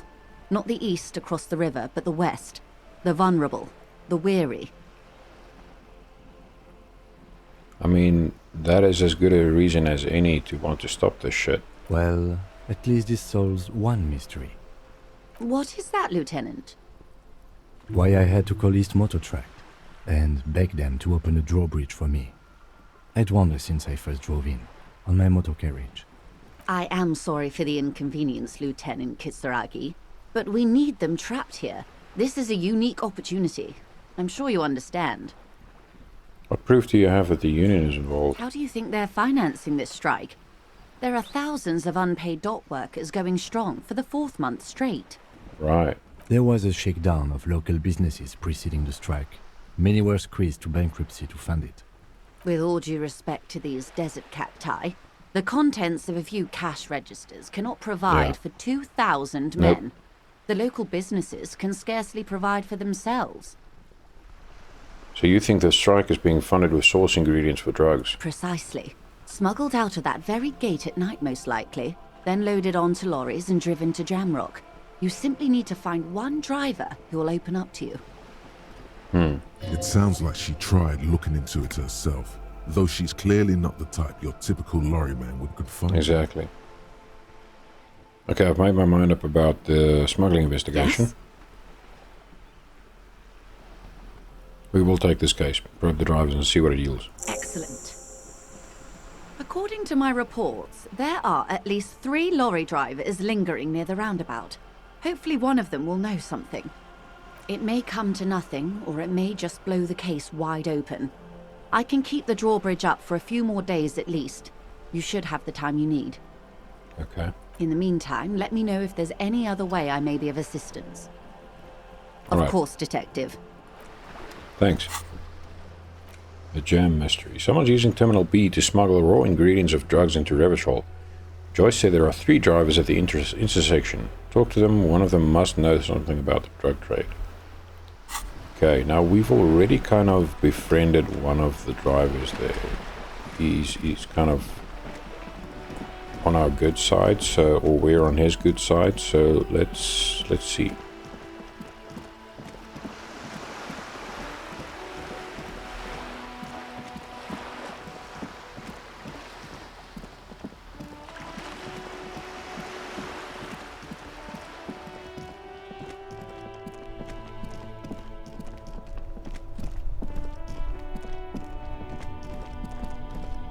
Let's ask him if he knows Now anything. it's turning into a kind of a snow limbo, man. What's on your mind? Bro, he's a phone courier. I don't think he is one of the drug traffickers.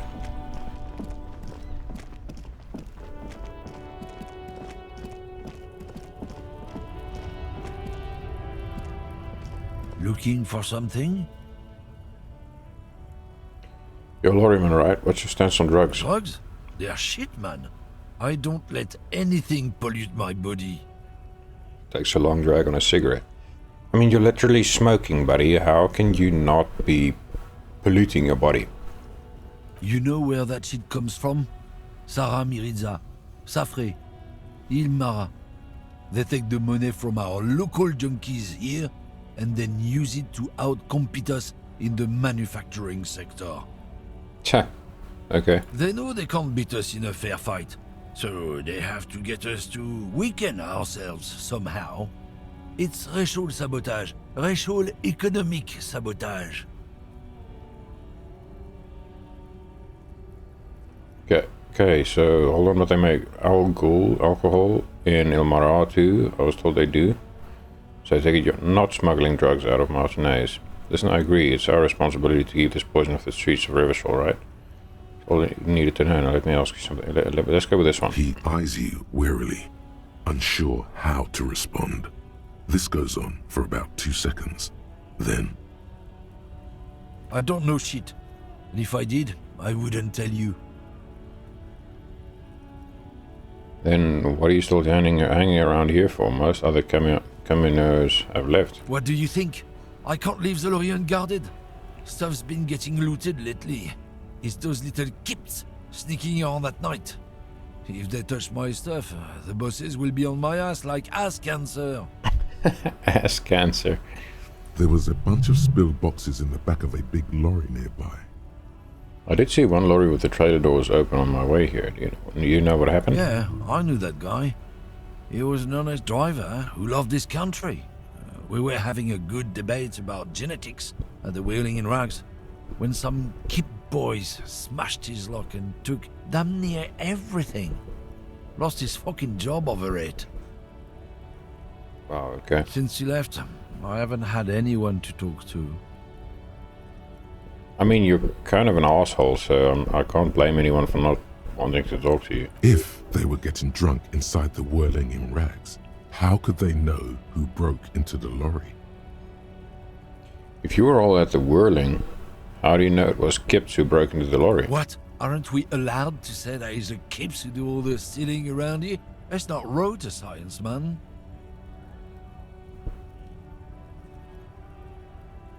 If it's not you, then who's running drugs through Terminal B? Isn't it obvious? Fucking Sealang, that beady-eyed South Samaran. His little side business is a scam. I wouldn't be surprised if he was peddling drugs as well. Mm-hmm. Who's that? He's a Samaran guy who likes to pretend he's some kind of businessman. Really, he's just selling his employer stuff. Stuff he stole after he broke the seals on his Humanox lorry. Where do I find him? Just follow the smell. It smells like apricot and oil when you're nearby. The lorryman lets out a raspy croak at his own sense of humor. Yes, yes. Where is he? Looks like I offended your partner there. Too bad. Sea Lang's usually a little bit south of here, near the canal. You can't miss him. Just watch yourselves. His tribe are natural liars. It's in their blood. He's your man, all right. 100%. I wouldn't be so sure about it. Not until we've heard what Sea Lang himself has to say. Guess we need to pay Sea Lang a visit then. Guess so. Alright, cheers. Imagine getting this much information from that rude guy. Okay, interesting. So Sea Lang, I suspect, is this guy.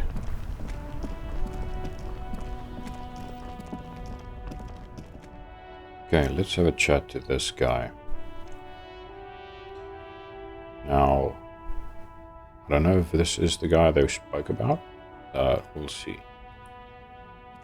You see a Samaran street vendor surrounded by a It mocking is. assemblage of goods. When he realizes you're looking at him, his face breaks into a wide, welcoming grin. This is Sea Lang. Okay. The name Sileng is embroidered over his breast pocket. Happy shopping, officer! Everything's cool here. He gives you a thumbs up. What's so cool? Everything's cool. The goods are cool, the customers are cool, the place is cool. And one more thing, officer. I sense something coming. You're very cool. Bang, bang, bang, bang! He makes both hands into finger pistols and fires a few finger bullets into the air. Really, you think I'm cool? I'm not cool. Whether I'm cool is unimportant. I have police questions for you. I mean, I know Buddy's in a bit of a existential crisis at the moment, but we're not gonna flounder because this guy is saying, oh, we're cool. Well, we're not gonna say we're not cool. We're just gonna say whether I'm cool is unimportant. I have police questions for you. You're right, officer. 100%. No playing around then. Strictly business. Maybe I can interest you in some premium menswear instead. Challenge him. Challenging rhetoric role here. Persuade him to give you some money. No, I'm not gonna persuade Sea Lang to give me money. Where are you from, Sea Lang? Me? It's a boring story, officer. Who cares about the past? I'm all business now. All Revachol. Is that so? This man probably comes from Seaguy, sometimes known as the Apricot Suzerainty, an archipelago in the Samaran Isola. Okay, encyclopedia is handy to have, good grief. Guessing you're picking that up from either the way he looks or his accent or something. You're from the Apricot Suzerainty, right? But you're not local, are you? Better not to mention. Sounds good, let's get back to business then. I mean, why not mention?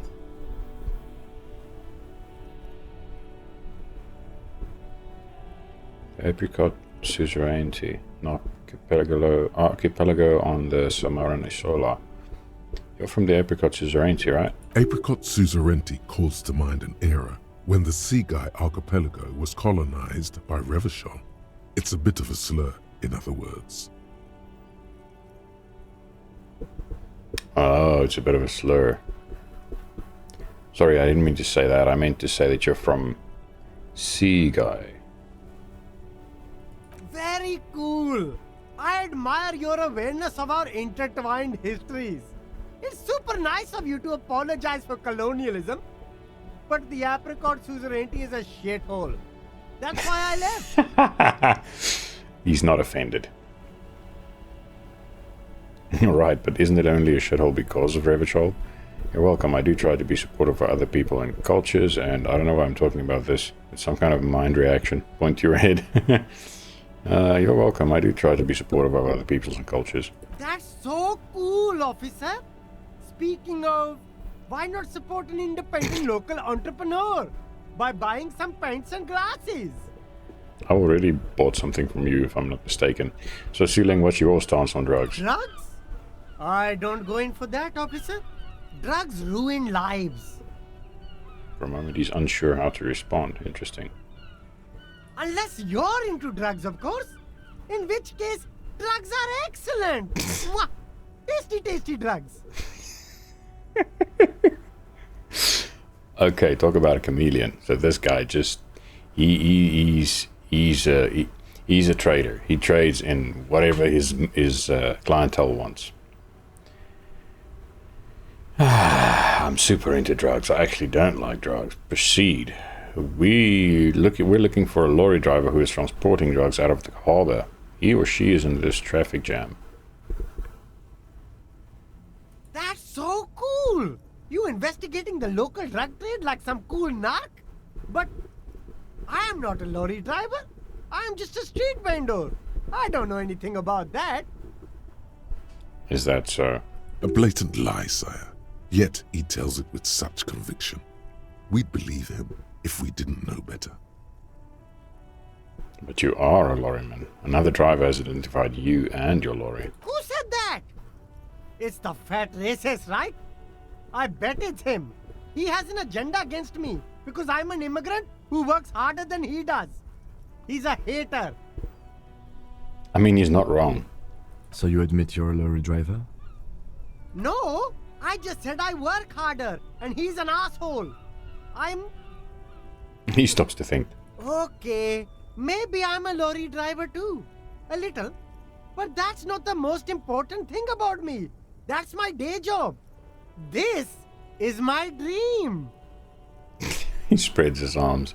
Your dream is to sit in the street and sell junk. So you forgot to tell me? So you were embarrassed to tell me? Stop squirming. What do you know about the drug operation at the harbor? Sealing my source tells me you're the one transporting drugs for the Union. So you were embarrassed to tell me? No, I just forgot. It's such a small part of my life. It's in the rear view mirror now. I'm climbing out of that hole with ingenuity. And a load of drugs in your truck. Stop squirming. What do you know about the drug operation at the harbor? Nothing. I told you. I'm not a dumb guy. I don't get involved with that crowd. Sure, buddy. And what crowd is that? Crowd? You know, the drug crowd? No, he wasn't talking about an abstract crowd. It was that crowd. Uh-huh. He doesn't want to talk about them. He's afraid. Uh-huh. Who are you afraid of, Sealing? It wasn't some drug crowd. You know who they are. Tell me now. You're wasting my time. Tell me who the fuck is transporting the drugs here.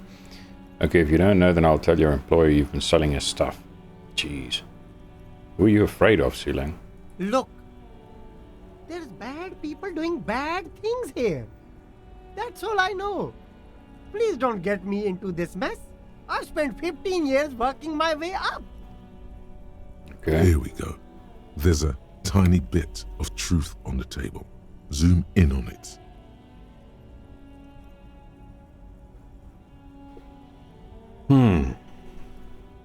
If you don't want to get into this mess, raise your voice. You have to give us a reason to move on. I mean, sure, attract attention to what we're talking about. Your buddy, Sealing, help us out. No one will know it was you. It's a she, okay? The other drivers call her the lady driver. You're better off staying away from her. The way they talk about her, she's no lady. That's the she the Hardie boys were talking about as well. Is this Cindy? I hope not. Who are these other drivers who talk? Is the lady driver the old woman back there? Point to the pale driver, dazed out, strange.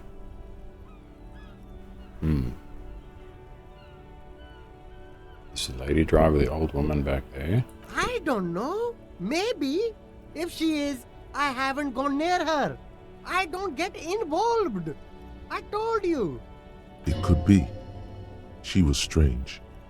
Or it could not be. He's not ruling her out. Who are these other drivers who talk? All of them. I don't know. I told you all I know. Are we cool now?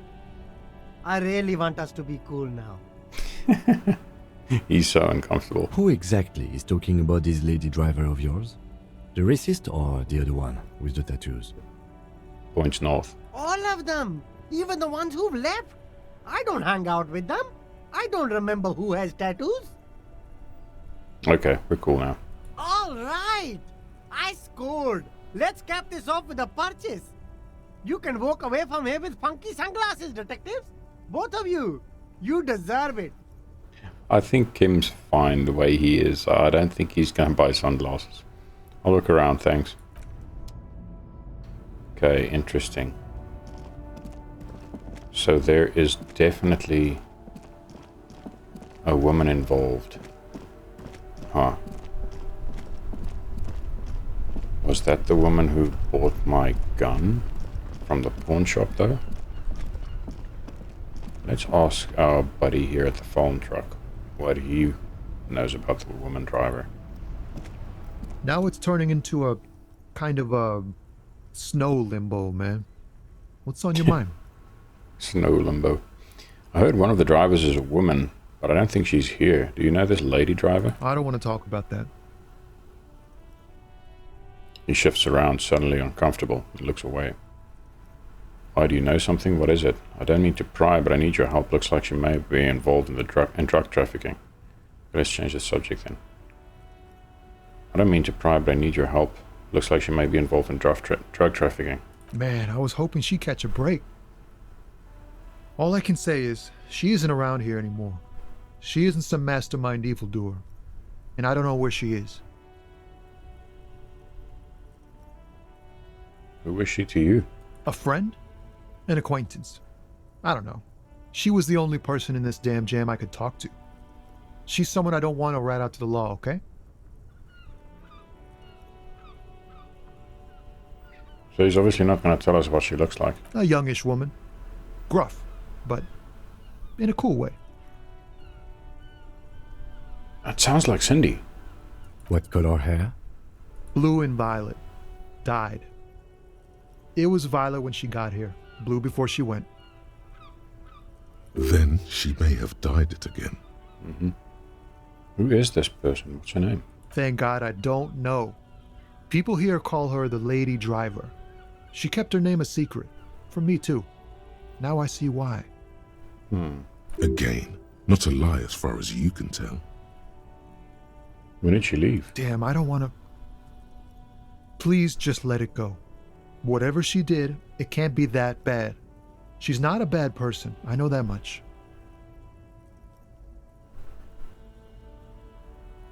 I like Tommy. He seems like a decent guy. We can't just let it go. It's part of a police investigation. That's how it always is with you, isn't it? All part of the investigation. The girl's troubled. If you hunt her down, she may not survive it. I can't have that on my conscience. Now I'm sure it's her who bought my gun. It won't come to that. We won't pursue her on this. This is information only. I don't believe you. You said she's troubled. How? She's got the darkness in her. That young person's darkness when you think it's all over. And you're looking for a way out. Oof. Oof, don't we know that? Don't we know that darkness? Holy crap. She shared this with you? Yes. Which is why I don't want to snitch on her. Not snitching, it's just a few questions. Come on, man, life's just a joke. Yeah, sure. I was told everyone's afraid of her. You're not. I heard the rumors. I saw the other drivers looking at me strange when we talked. And she told me, too, that she's had a violent life. But I wasn't afraid of her. More like for her. I get that. Did this violent life include drug trafficking? Well, it looks like it did now. But we didn't talk about that. We talked about life, you know? She talked about her mind. Hold on, her mind? The way it worked. The trouble it was giving her. Yeah, we all have those days. When she left, did she leave her lorry behind? Fuck, man. Go grill someone else with these questions, okay? There are plenty of drivers here who couldn't stand her, or were afraid of her. They'd be more than happy to rat her out. Don't need to rat anyone out, dude. We're just looking to resolve a problem. He's right. There are other options. The raceman, for one. The grey-haired woman. Maybe she knows something. Maybe. Wait, this guy says they're friends, then acquaintances, and he's okay with others ratting her out? Push Tommy and it will break his heart and his spirit. Don't expect you to be pals.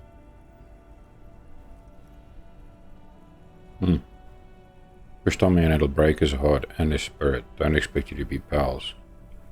So you're alright with others ratting her out. You just don't want your hands dirty. Put yourself in my shoes. I need this for another investigation too. It's important. I can't blow it. She's a suspect and I need you to tell me where she is or I can't finish the investigation. Force Tommy. So you're alright with others ratting her out. You just don't want your hands dirty. Fine. I don't want to be a butcher. And I don't want to be a knight either. I just want to be a person who can sleep at night. A little fame wouldn't hurt too.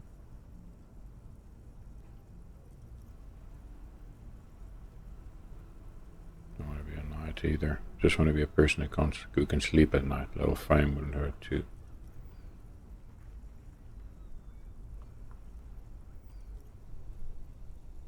Well, I'll drop the matter for now. We're not going to push Tommy. He seems like a nice guy. Thank you, friend. Wow, this makes me feel like I should pick up smoking again. Would help with my rhymes, too.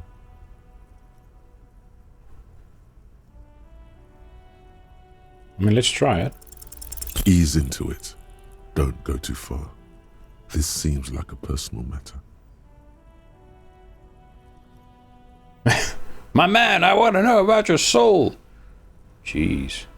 Hey, Tommy, spill the beans. What's troubling you? Man, you look sad. What's going on with you? I'm okay, man. Just... the jams got me down. The fumes, the chemical rainbows, the tarpaulin stretched on the frames and the dull engines off. The man recedes into his days of words. Maybe the full-on, direct approach wasn't correct. Damn. It's tricky business looking into someone's eyes and not doing it wrong. Yeah. I wish that voice in my head was a little bit louder because... I mean, I've got the voiceover volume on maximum already.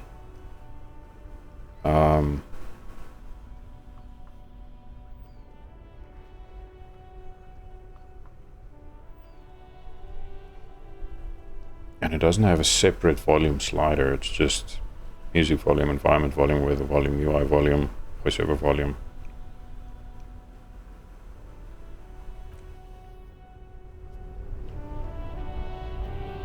Oh, let's see what the journal says. The jam mystery. Okay, find out who's the lady driver and where's the lorry. Someone's using Terminal B to smuggle raw ingredients of drugs into Revachol. Joyce said there are 3 drivers at the intersection. Talk to them. One of them must know something about the drug trade. Okay. So this is the first driver. Then we have this racist guy.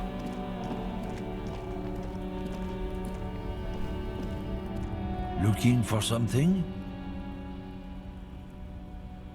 I know you've been giving me the runaround. Fess up, where's the lady driver? I don't know what you're talking about. First, you knew Suleng didn't do it. He did something. He stole his employer's goods and another lorryman's job. You should be thankful for the tip. He grins a wide smile. Ugh, I hate this guy. Then why are you smoking? Listen up, fuckwits. You don't scare me. You cops don't run Revachol West. You don't run Martinez. You don't run anything.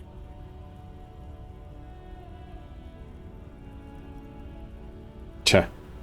Actually, we do. No. He means La Puta Madre. A legendary, and not in a good way, crime boss from Jamrock controls what is probably the most powerful organized crime outfit in Revachol West. Uh-huh. Interesting. Looks like the lieutenant has a plan. Let him do this. Alright. Yeah, him.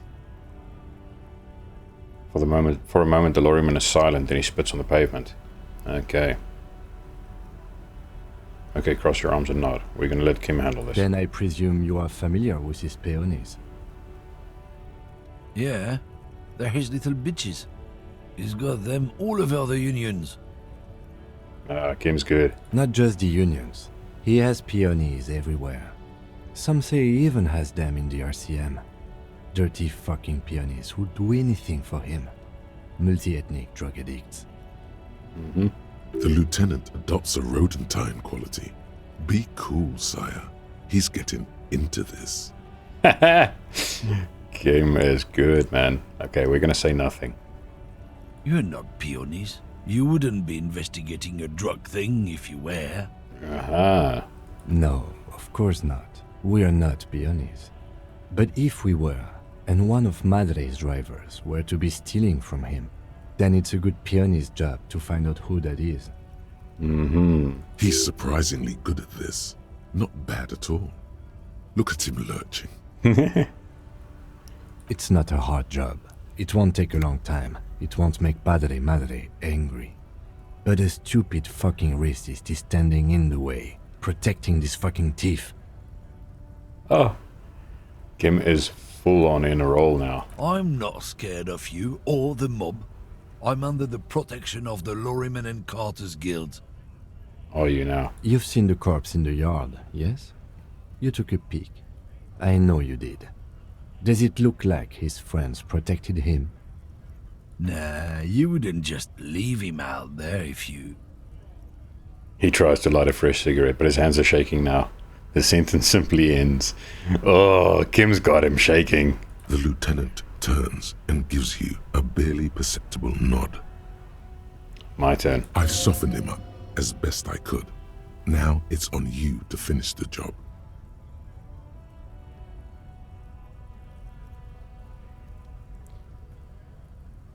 Yeah, but what am I supposed to do?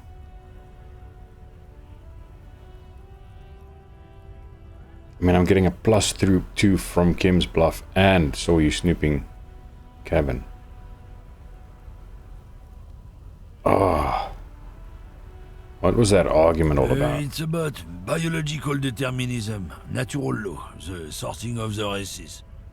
Spits on the ground. Not the most popular topic nowadays, with a coalition in charge and all. You might want to change the topic. That is, bury your head under the sand like common sheep.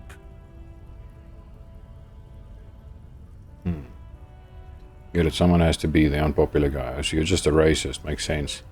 To be honest, I can't really remember what that means. Please explain. And on second thought, let's talk about something else. I get it, someone else has to be the unpopular guy. I'm not the only one. Look, I've read books. The science of racial theory has all been proved, even if some people don't want to accept it.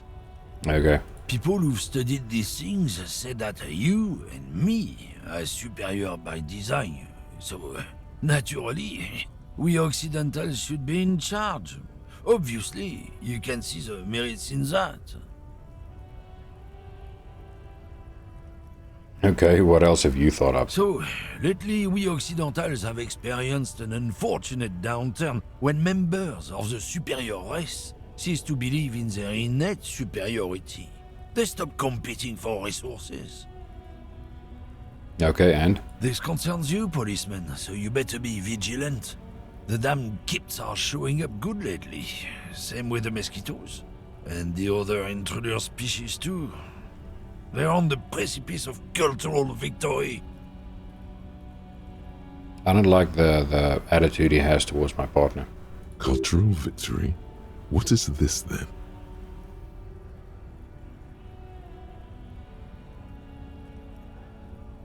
Wait, what's this cultural victory? It's what the kips of Boogie Street are going for, right under our noses. And the others too, on the radio. Heard any chansons lately? Heard any motetos or leader? No. Dominating culture is how they plan to win. They say so themselves. Mm-hmm. Okay, say nothing. I'm not going to sound skeptical. I'm just going to say nothing. It's true. Also, you need to realize the dangers of mixing races. Who knows what might happen if people don't stay in their birthplace? You might end up with a new sub-race, with unknown characteristics, leading to extra competition. That's why you've got to control the offspring. Ugh. This is... Ugh. Okay. Yeah, I'm not down with this. Why don't you go fuck yourself? Yeah, I'm not down with it, but I'm not gonna tell him this. I want information from this asshole. Okay, sure, whatever. I'd really rather just talk about something else. Go right ahead. You may be a cop, but that won't help you avoid the calamity to come. Lieutenant Kisaragi's stern expression remains unchanged, but you sense something there, below. Obviously, he's not exceptionally happy about this conversation. Not a lot of moral fiber on this one yet, he thinks, wriggled out of it. Found this mug in the trash. Yours? Oh man, that's great. Look at that guy go. Haven't seen anything that funny in a while. Is it yours? God damn. Thanks for that, but no, it's not mine. He doesn't live in Martinez. Right. Oh, I want to try this check, but it's not going to work. The main thing is to not overdo it, even when you're trying to scare someone. The most important thing is, how does it look on your resume? Yeah. And, of course, what social sensibilities you're bringing to the table. Remain sensitive. People are watching. Look, I'm sorry, can you just tell me what you know? Make me, runt. He blows a cloud of smoke right in front of your Let's face. just go and ask Tommy, alright? We are wasting our time here. We have asked Tommy. We're not going to speak to Tommy about this again because he doesn't want to speak about the girl. Let's have a chat to this guy.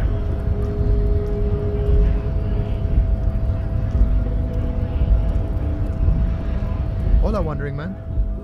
How can I help you? Call me mañana. So he looks at you with soft and hazy eyes.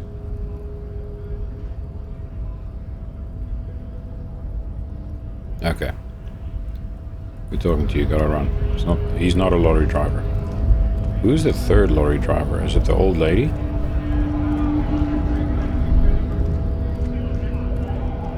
I'm not sure.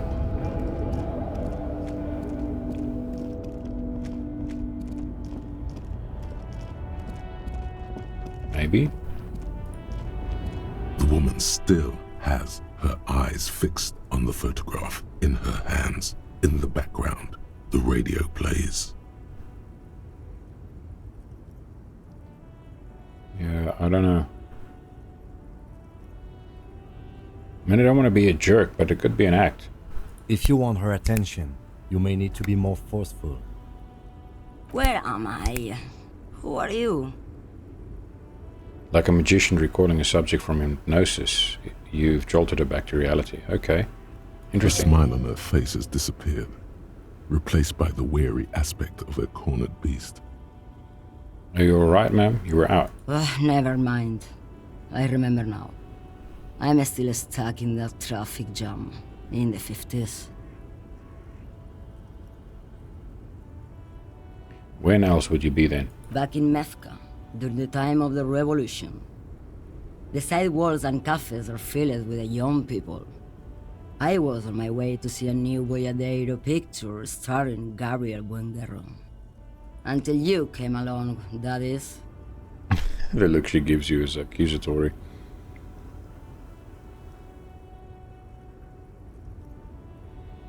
Sorry to interrupt your dreaming, man. I wasn't dreaming. I was there, Loman. It was early spring, and the man behind the black sun had just come out. The posters were 20 meters tall. Everything was golden.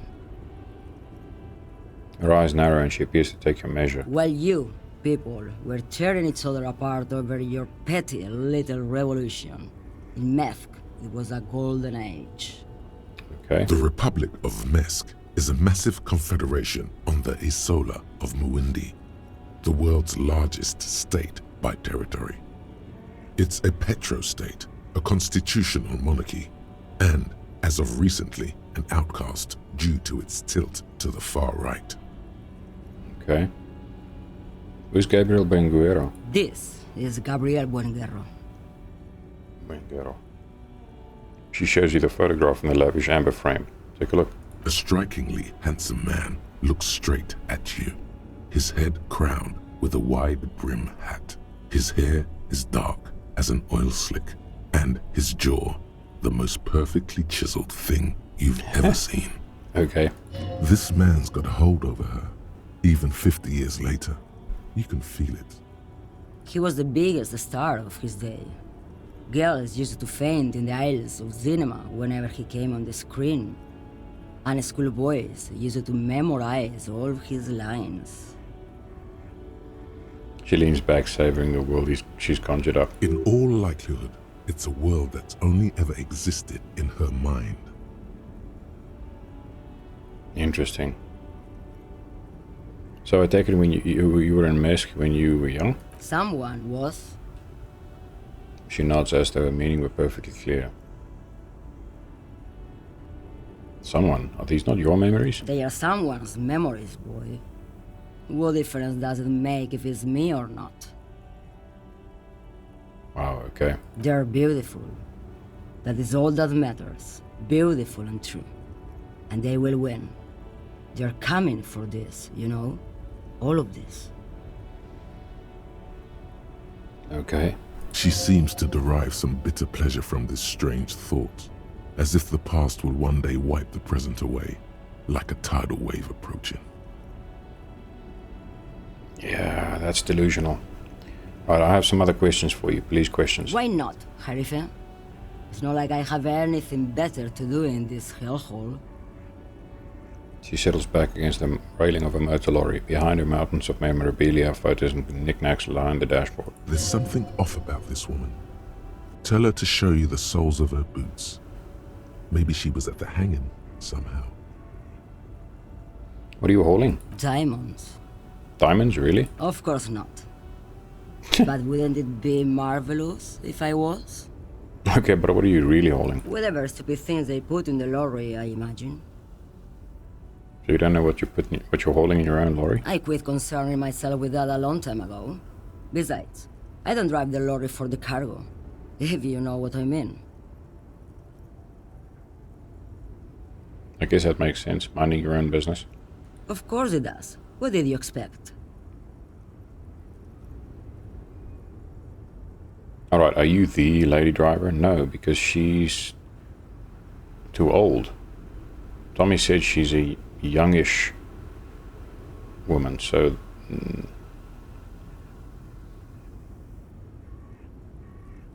Show me the soles of your boots. Now what do you want with an old woman's boots, Sheriff?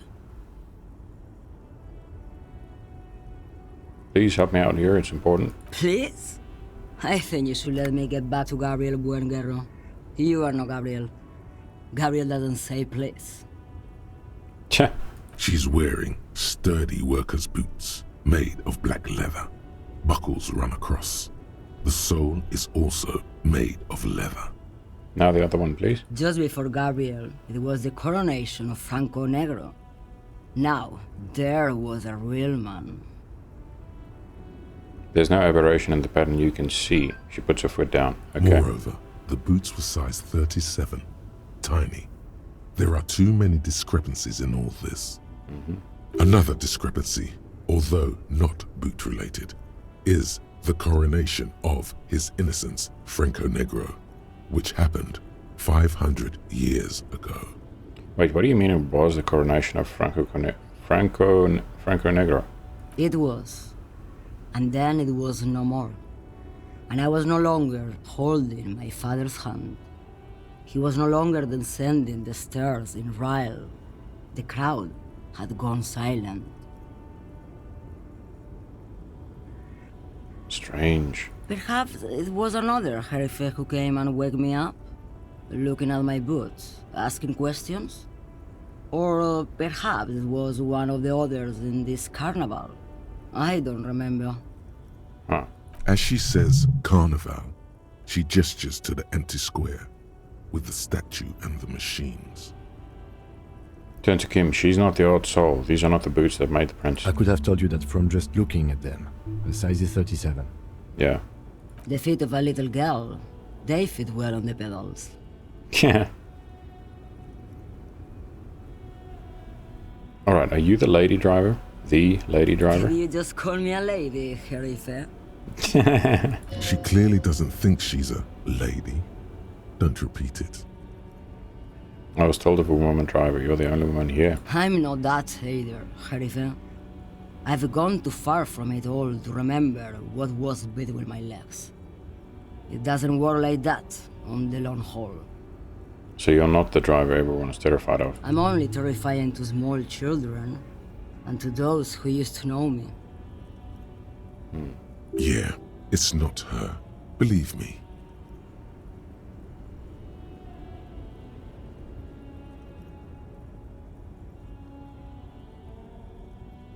You said long haul, that's... The big ones, the trucks. There's no women and men there. It's all just... She hums along as if to a track on repeat. In the middle of this town, there's a ghostly motorway. It takes all the people where they want to stay. In the background, a quiet song seeps from her cabin into the air. You don't hear any vocals. Why are you scary to the people who used to know you? Because they can no longer recognize the person I once was. Oh, okay. That is sad. Okay, then who is this female driver I was told of? How should I know? Do I look like I spend a lot of time with the other communers sniffing around when I have my movies to go to? Yeah, she keeps to herself. All I needed to know, thanks. Oh, Sim. The woman stares at you, her mind elsewhere now on other matters. Okay, let's go. She's Yes, not go. involved. Enough jamboree. I need to get back to Mesky. Yeah, I don't think she's involved. Now, problem is we're no closer to finding out who the lady driver is.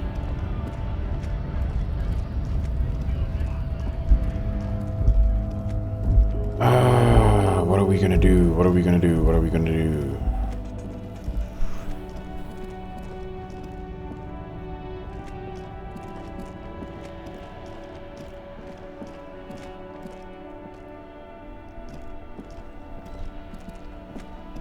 I wonder if someone inside might have something to say.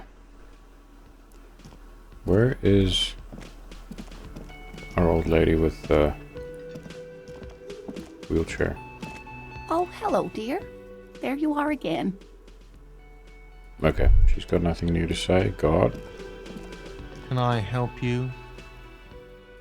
Okay, nope, nothing there. Let's quickly level up.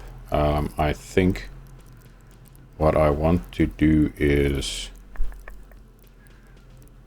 Oh, it is so tricky.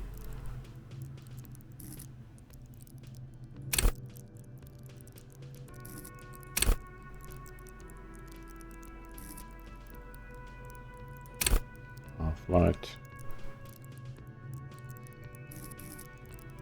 Inland Empire. Empathy. Let's see. Esprit de corps.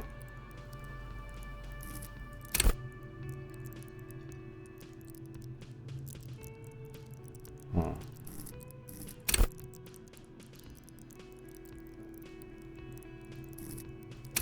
Drama, rhetoric. Lie and detect lies.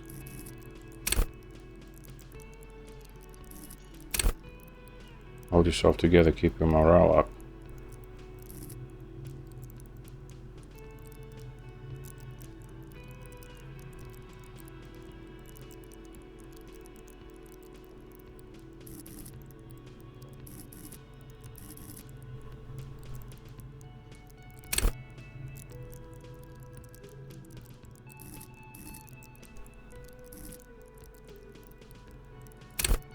I think I'm gonna level up Half-Life a little bit.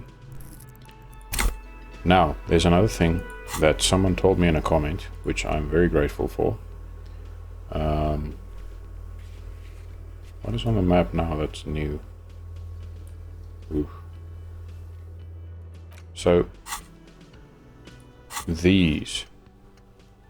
all these research items that I looked at and I was like, ugh, I don't want this debuff.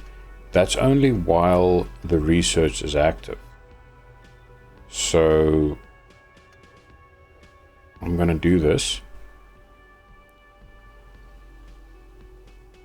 -1 authority, -1 logic. Look, my logic is very high. Guillaume Le Million.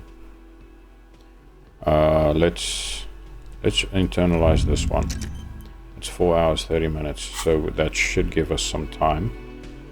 Well, at least we should have enough time across the course of an episode or two.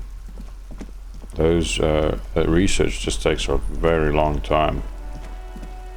Might have to keep the game running just so the research can finish. Okay.